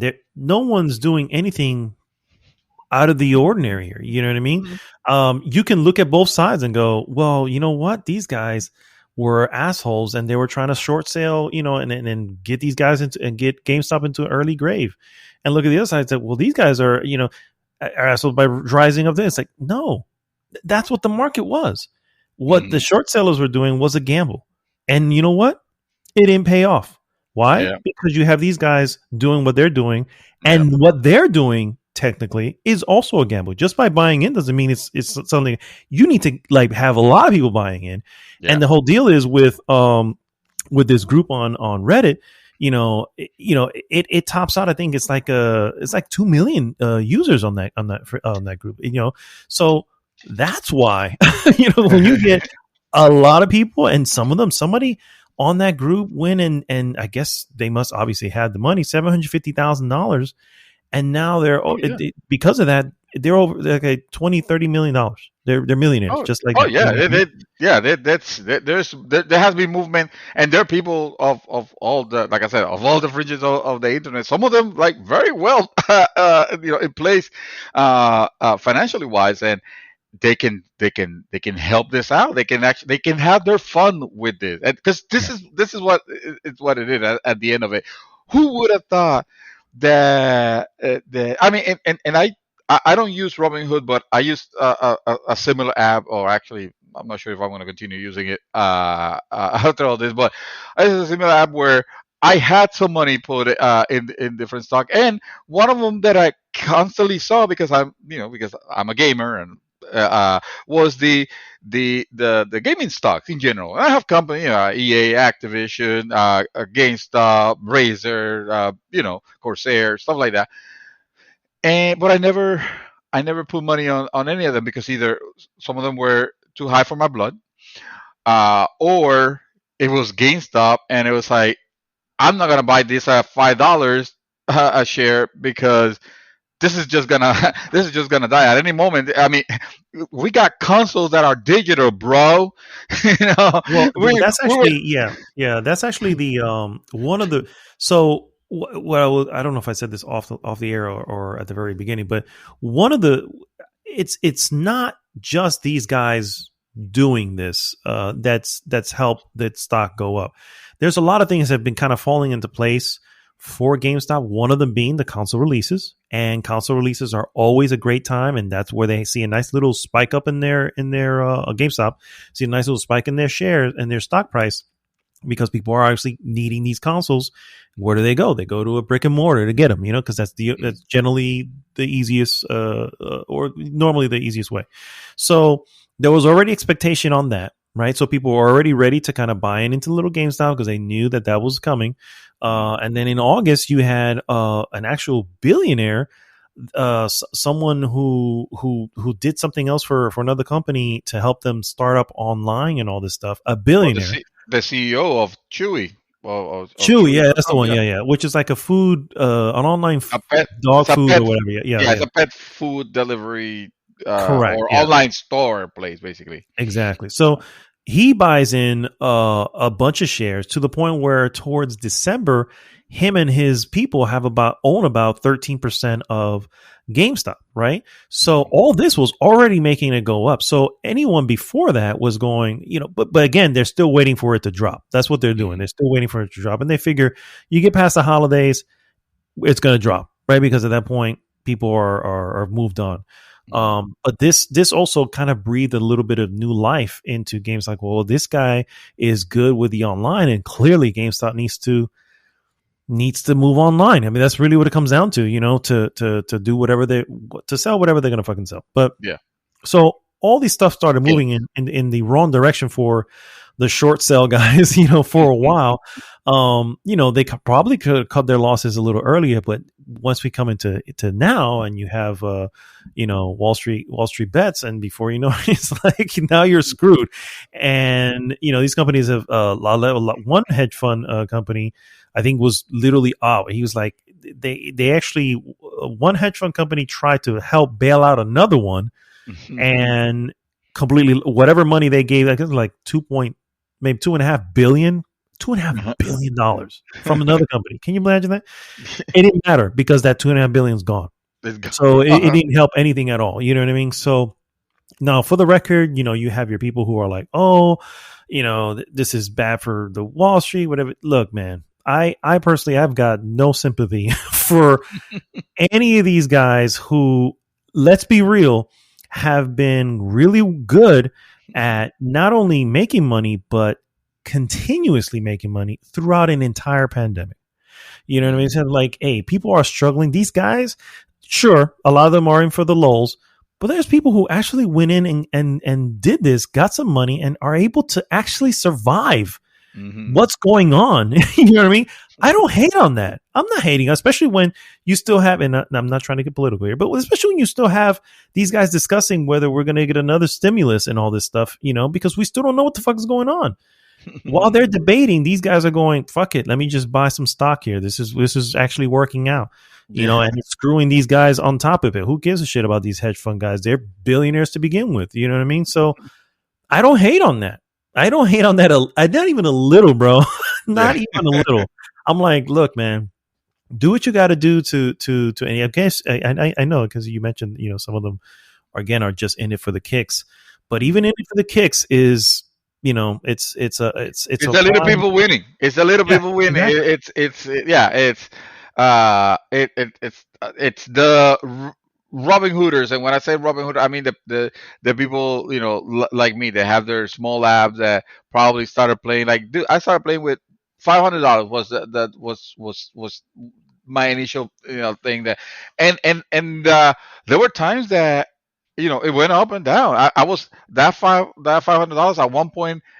Before, I'm talking about last year, actually, I was able to get it into 3,000 at one point, but it took a lot of, like, and I'm not an expert, and my wife's not an expert either. She just knows a little bit more than I do. So because now she's doing like crypto and shit like that. It's like, holy fuck. And it's like it took like a lot of attention, so it almost felt like work, even though it's not really work in the sense of doing all the research, not necessarily of putting the hours. But just as easy as it went up, it also went down. It also, I had a company that just went under, and I lost like close to $300 that I have, that I made, and stuff like that. It's dangerous. It's still, the market is a bet. You kind of you see where the odds are going. Like, you have a little bit more transparency, but you still don't know. You still don't know how things could play out, because all it takes is one piece of bad news and everything goes like, today it was horrible. Today was a horrible day. In the market, and seeing that that regular folks, although they're anything but regular, but compared to the establishment, compared to the hedge funds and all like that, the retailers within because you're not a distinguisher or one of the regular traders. Well, at the same time, we got to be careful with some, because we might be like, woo, yeah, the little people winning and stuff like that. But some of these hedge funds and some of these companies are the ones that are holding right now our 401ks. Yeah. So at the same time, it's like this. At some point, needs to wait a little bit. I have to ask something on that, and I have to ask. So, and this is just me personally. Anybody else can have their own opinion. But if I know that if I find out that the hedge fund company that owns my 401k, if I find out they're gambling, because let's again, a short sale is exactly that. It's a gamble. Okay. If I find out they're gambling with our funds this way, I think it's important to know. Yes, it's a loss, but it's important to know that, hey, this is not something you do with this, you know what I'm saying, with money that isn't yours. Well, money that you know that people obviously rely on. But that has always been the way it operates. The only difference is that now you're finding out how the sausage gets made. And it's kind of late. It's kind of late to go against it because it's already the established way. Where I'm not saying that all the 401ks operate in the same way, but usually they have a diversity. They put stock or options or whatnot. So this is one of the ways they actually make their money, because at the end of the day, it's about making money. Like, hopefully you will think illegally, right? And short selling is not illegal. Exactly. It's regulated, but it's not illegal. Yeah. So there's also some benefits to what's been going on, and I wanted to bring this up because I wanted to ask a question, but I wanted to also bring this. I don't know if you've seen this because this is fairly recent, but so this is from Polygon. So what happened this week with the whole meme stock rally, which basically delivered a lottery-like windfall for GameStop, it also ended up wiping out $600 million debt that AMC theater chain had. A bailout, a complete. I mean, I don't know if I actually call it a bailout. Yeah, it's not a bailout. Yeah, it almost feels like in the sense of, oh well, you don't owe this anymore. You don't have to worry about this credit. How about this? Correct, because the so the way it works, and it's a little complex, but it's basically the private equity firm, which is named Silver Lake. And private equity firms are, popularly considered the bad guys. This particular thing, they elected to convert the corporate bonds that it held into AMC, AMC Entertainment Holding stock. Although the theater chain stock price has tumbled and soared since the move, the debt relief is permanent. So AMC, which I think just earlier this week was already warning its investors, saying that, we don't think we're going to be, they've mentioned it last year too, but we don't think we're going to be able to move much further past this. This, in essence, breathes a little life into the theater chain. And as we mentioned, one of our either news items or something at some point, but the theater experience is something that I hold dear. You know what I mean? And I don't want to see it go away.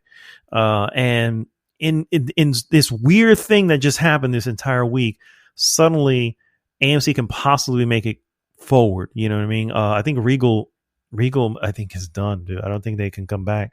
And I don't know about the other ones like AM Star and I can't remember the other one's name, but so I don't know. Who knows if any of them make it past this? But to know that, hey, it's possible we can actually have normal movie experiences, it's inspiring. So my question is this: this is as weird as it is, and in many ways a little artificial.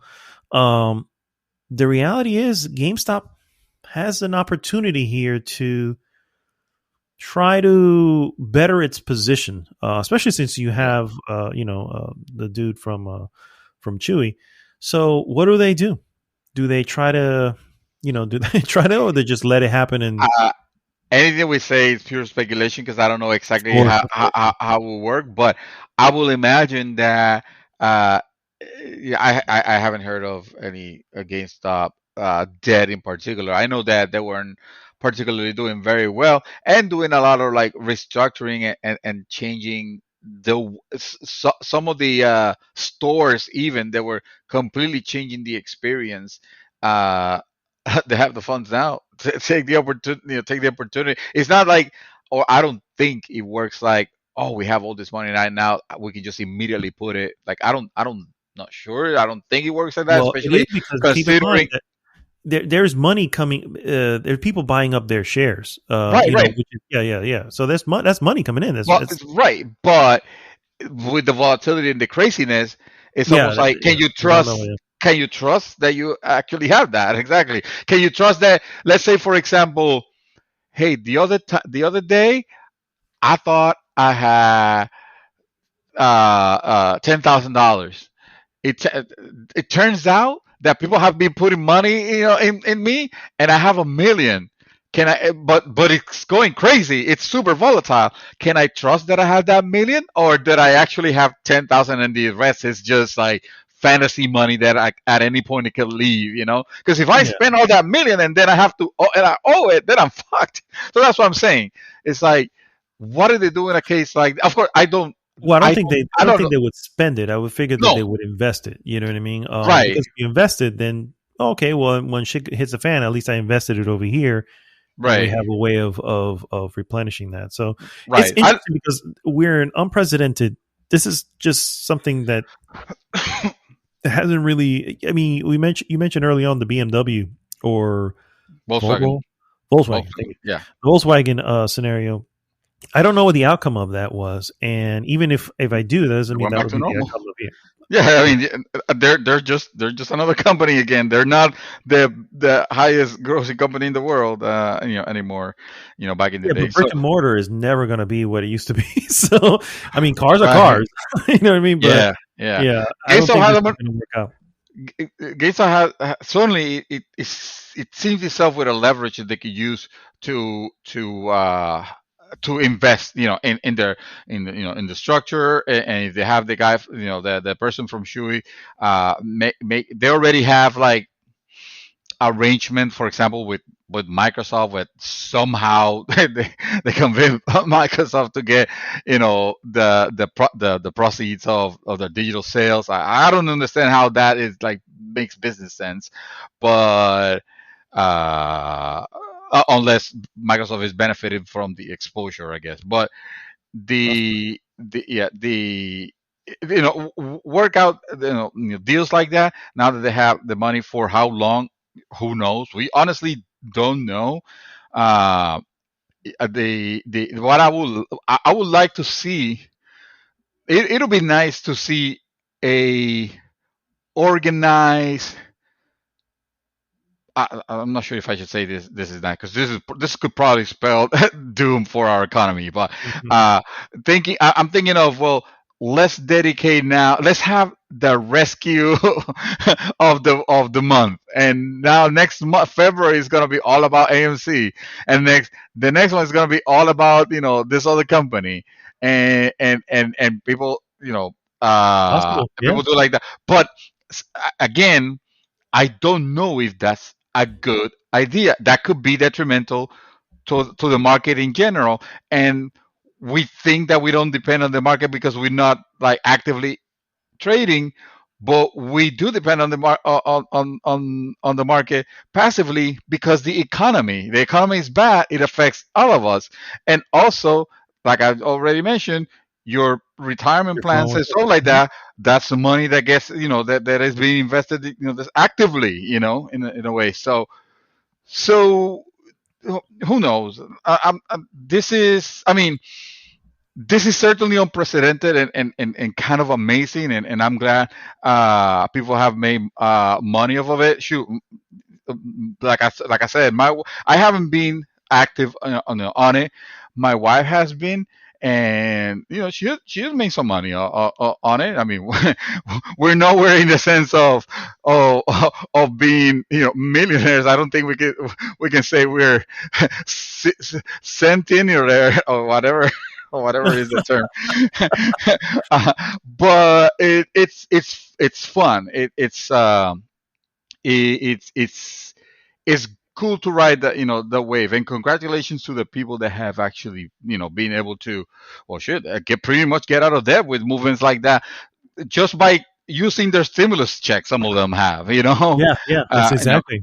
we haven't, like, we haven't, and honestly, I don't think this is just a superficial view. I'm not sure that is necessary to go into, like, were you planning on going over like the Robin Hood thing and all that, or because we don't. I mean, only to say that it was kind of a shitty move. Like Well, what So, happened then? yeah, so for those who know, Robinhood essentially removed the option from retailers. Hold on, Retailers.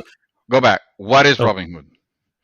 so Robinhood is a um, sort of on the ground. It's an online app that you can Mhm. that you can use to essentially buy and sell stocks and shares and stuff like that. Without It having to is pay, without having to pay right without having to pay any trade broker fees, fees broker or fees. any yeah.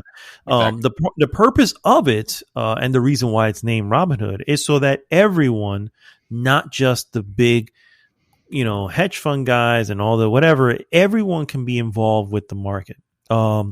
Which is why you and Judy and even my wife, you guys all get into it. I did it for a little bit, but I'm not.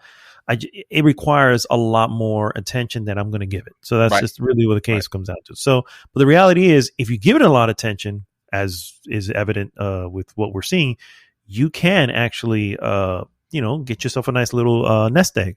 So that's what Robinhood is.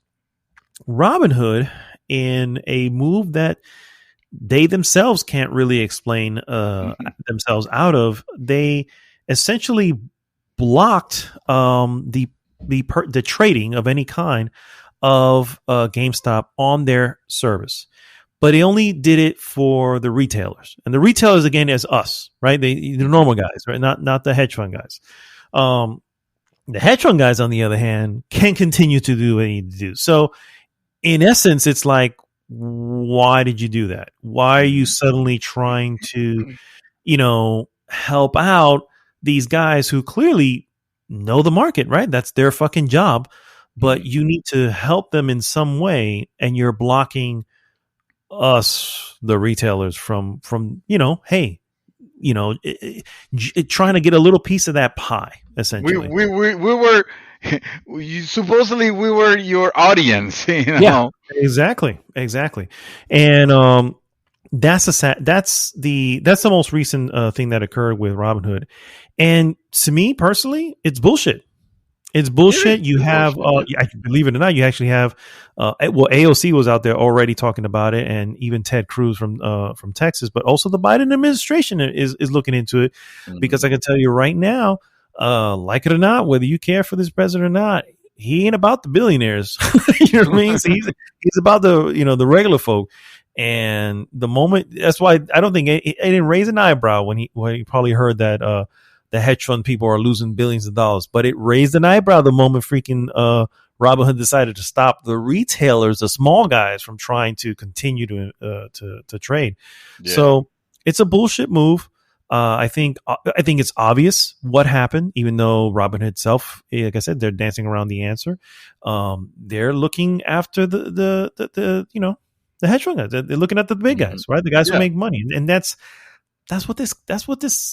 what we've come to, guys. In essence, you want something done for you. It's about what can you pay for it, essentially. Do you have the money for it? And if you do, you can demand it. If you don't, you can't, and you get screwed. So that's essentially what happened with the Robin, and they're looking into it now because, again, it's a bullshit move, and they know it. So yeah, it was. Yeah, it was, and it was. I mean, it was temporary. It was enough to obviously hurt the growth that GameStop was having, and it kind of tanked, a little bit. At the moment that they lifted the restriction, it went back up. it went back up. Which, of course, because there's an organized group, working on it. But within that time, I'm pretty sure that these guys who were losing money were able to. Yeah. Yeah. So absolutely. Yeah. So it's garbage. That's what I'm saying. So I feel like there's really I'm not sure there is a way that, like, what did we learn from this? I mean, it's still going. First, I fucking learned that I should have actually bought the GameStop at $5. I probably wouldn't need the job that I have right now. But you have to put in a lot of it. But yeah, at $5, if you put in couple hundred. Well, Yeah. yeah. I mean, I would, like I said, I won't. The $1,000. If I would have bought, $1,000, do the math. Let's do it. What with your calculator? $5, on hour. Let's say, So we're gonna do a 1,000. So at $5, we're gonna do 1,000 1,000 divided by five. It by will five. tell That's you about the amount. 200 shares So essentially. So you buy I would 200 have shares, and now now 200 multiply shares. it by how much it is. But how much it is right now? It's like Right, three. Was it 320 something? 328, 328, 48. And if you got That's 65,600. of for $1,000 that I would have put on it. Mhm. Yeah. That's a decent chunk of change. Then I can put like, I can continue reinvesting, maybe crypto, maybe whatever. The thing Yeah, is, yeah. the thing is, we wanted to bring this. It sounded weird. Of course, this is our second weird podcast in the sense that you guys are deviating from gaming. It's like no, it's not. I mean, the first time we have to talk about we need to talk because of the event. We can't be oblivious to the events. And the second one again is one of those situations where if this was JC Penny or something like that, we probably Yeah, not brought it up because exactly. that's too out of our realm. But this is because this has to do with with a company that it is part of the Synonymous with video game gaming. Yeah. stocks. Yeah, it's part of near near and dear whether we like the company or not like the company, whatever. It's part of gaming. It's part of what we like. It's part of our hobby. And there was so much talk and possibly more educated explanations and stuff like that. We kind of wanted to bring it up, give our thoughts on it. Welcome your thoughts if you have. I mean, are you participating on it? Do you think this is fair? Do you think this should be regulated and stopped? Um, do you think this game should stop? Sorry, I couldn't help myself. I can. Well done. So yeah. Just let us know, man. I'll be very interested in what you guys think about this. Whenever you get to listen to the podcast, doesn't have to be. Probably by the time you listen to it, the whole thing is over. But I doubt it, dude. The way it looks. No, I think the issue is that no one, and this is the God's honest truth, no one knows what's going to happen. Yeah. Economists can, predict. Analysts can predict. These people who have been doing this for a long time say, well, they can look at all the angles and go, well, this is most likely the outcome. The reality is, no one knows. Because even with the Volkswagen scenario, again, that company has still had a future. It still makes cars. Cars are still a thing. That's not the case for GameStop. GameStop is still technically, a dying brand because it's a brick and mortar store, and like it or not, we're going to digital media when it comes to this.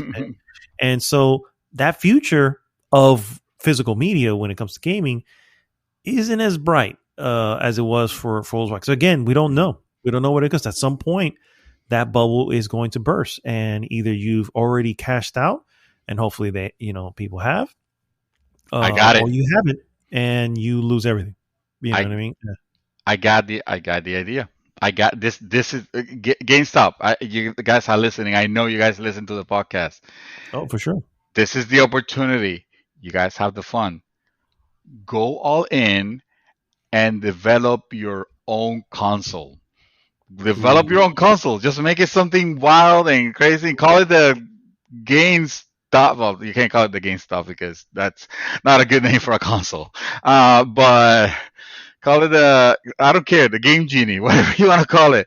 Just bring it to the market and use that money and just put a marketing push on it and just go all digital, and that's gonna be that's the new you.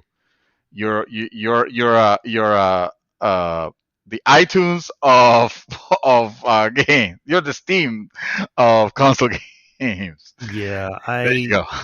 I don't think that's not that is Yeah, I don't think that's a good idea at all. For the record, I think Whatever, honestly, whatever. You also thought that the company was dying, and look at them now. They're yeah, valued at no, almost as much as Tesla. So there you there's go. yeah. There you go.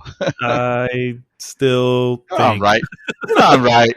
Come on. it's honestly, I think they need to go with what the angle they were going for, and that's probably what they're going to do. I still feel that they're going to have to. They still have to reduce. They have to reduce locations. People are not going to the stores. Well, first off, we're in a pandemic, so going to that was another thing. Honestly, the pandemic did nothing to help elongate their life because no one's going out and they're not going to go to the store again, which is why Amazon and all these other places were living it up. You know what I mean? Because they're like, well, everybody's at home, they're just going to fucking order it. Yeah. So that's one. They have to. Whatever plan they had with this billionaire Ryan who was coming in and his group, whatever plan that was, I feel they need to do that now and just more focus on what you were going to do, because that technically is the future. And you know what? If you can use some of the funds that you've acquired from what just happened to help go that way, then do so. You know what I mean? But focus on that.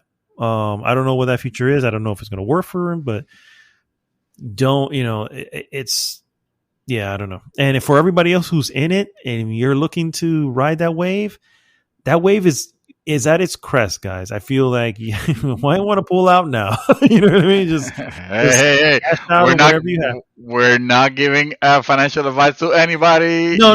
That's your not own. financial advice. That's just dumb recommendation from Mad Dog. Is all that is. Me personally, I would have, the moment I had double whatever I put in, I'm out. I'm pulling out now. Because I am very like risk averse when it comes to stuff like that. I'm just like, and you should be. I mean, the reality of any type of investment or gambling, whatever, you never put in more than what you're willing to lose 100% of. Right. You know what I mean? And that's the way that shit works. If you're okay with, if you have $80 and you're okay with losing $80, and that's the max you should put in, and so it is what it is. But anyway, well, guys, thanks so much for tuning in. I hope you appreciate the sorry ass lesson in stock market finance. It was fun talking about it. It was fun talking. It actually clear a lot of things for me. So if anything, you help one person. Okay, well, I'm glad I did.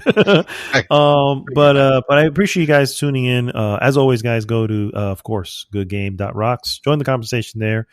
Please like, subscribe, and share the podcast. This is Mad Dog signing off for this week.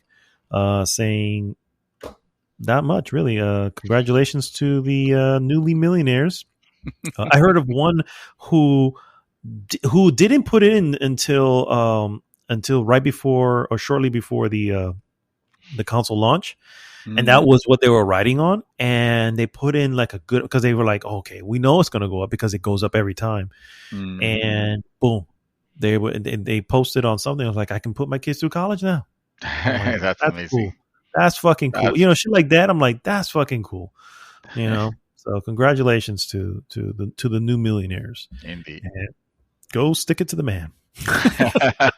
Mr. Dream Twister, take us home. I just want to inform that as of recording on January 30th at 1 a.m., the price of Star Wars Battlefront pre-owned for PS4 is 80 cents at GameStop. 80 cents? Literally. Is that the trade-in value or the actual purchase value? That is the actual purchase value with free store pickup. So what does that mean? Free store pickup. They're like, just grab this. We don't need your money. Just take it. Just take it. We're millionaires now. We're rich, bitch. Oh my god! I saw this meme that was something like hedge fund managers all looking at their like investments disappeared to a person by the name of Potato in My Ass. I died laughing when I saw that. That's like, right. That's It is Reddit to Reddit. you. Yeah. Yep, that's how Reddit works, guys. You can find me at Reddit at Dream Twister. You can find me there. Not at all. So, all right, guys. We'll see you next week. GG!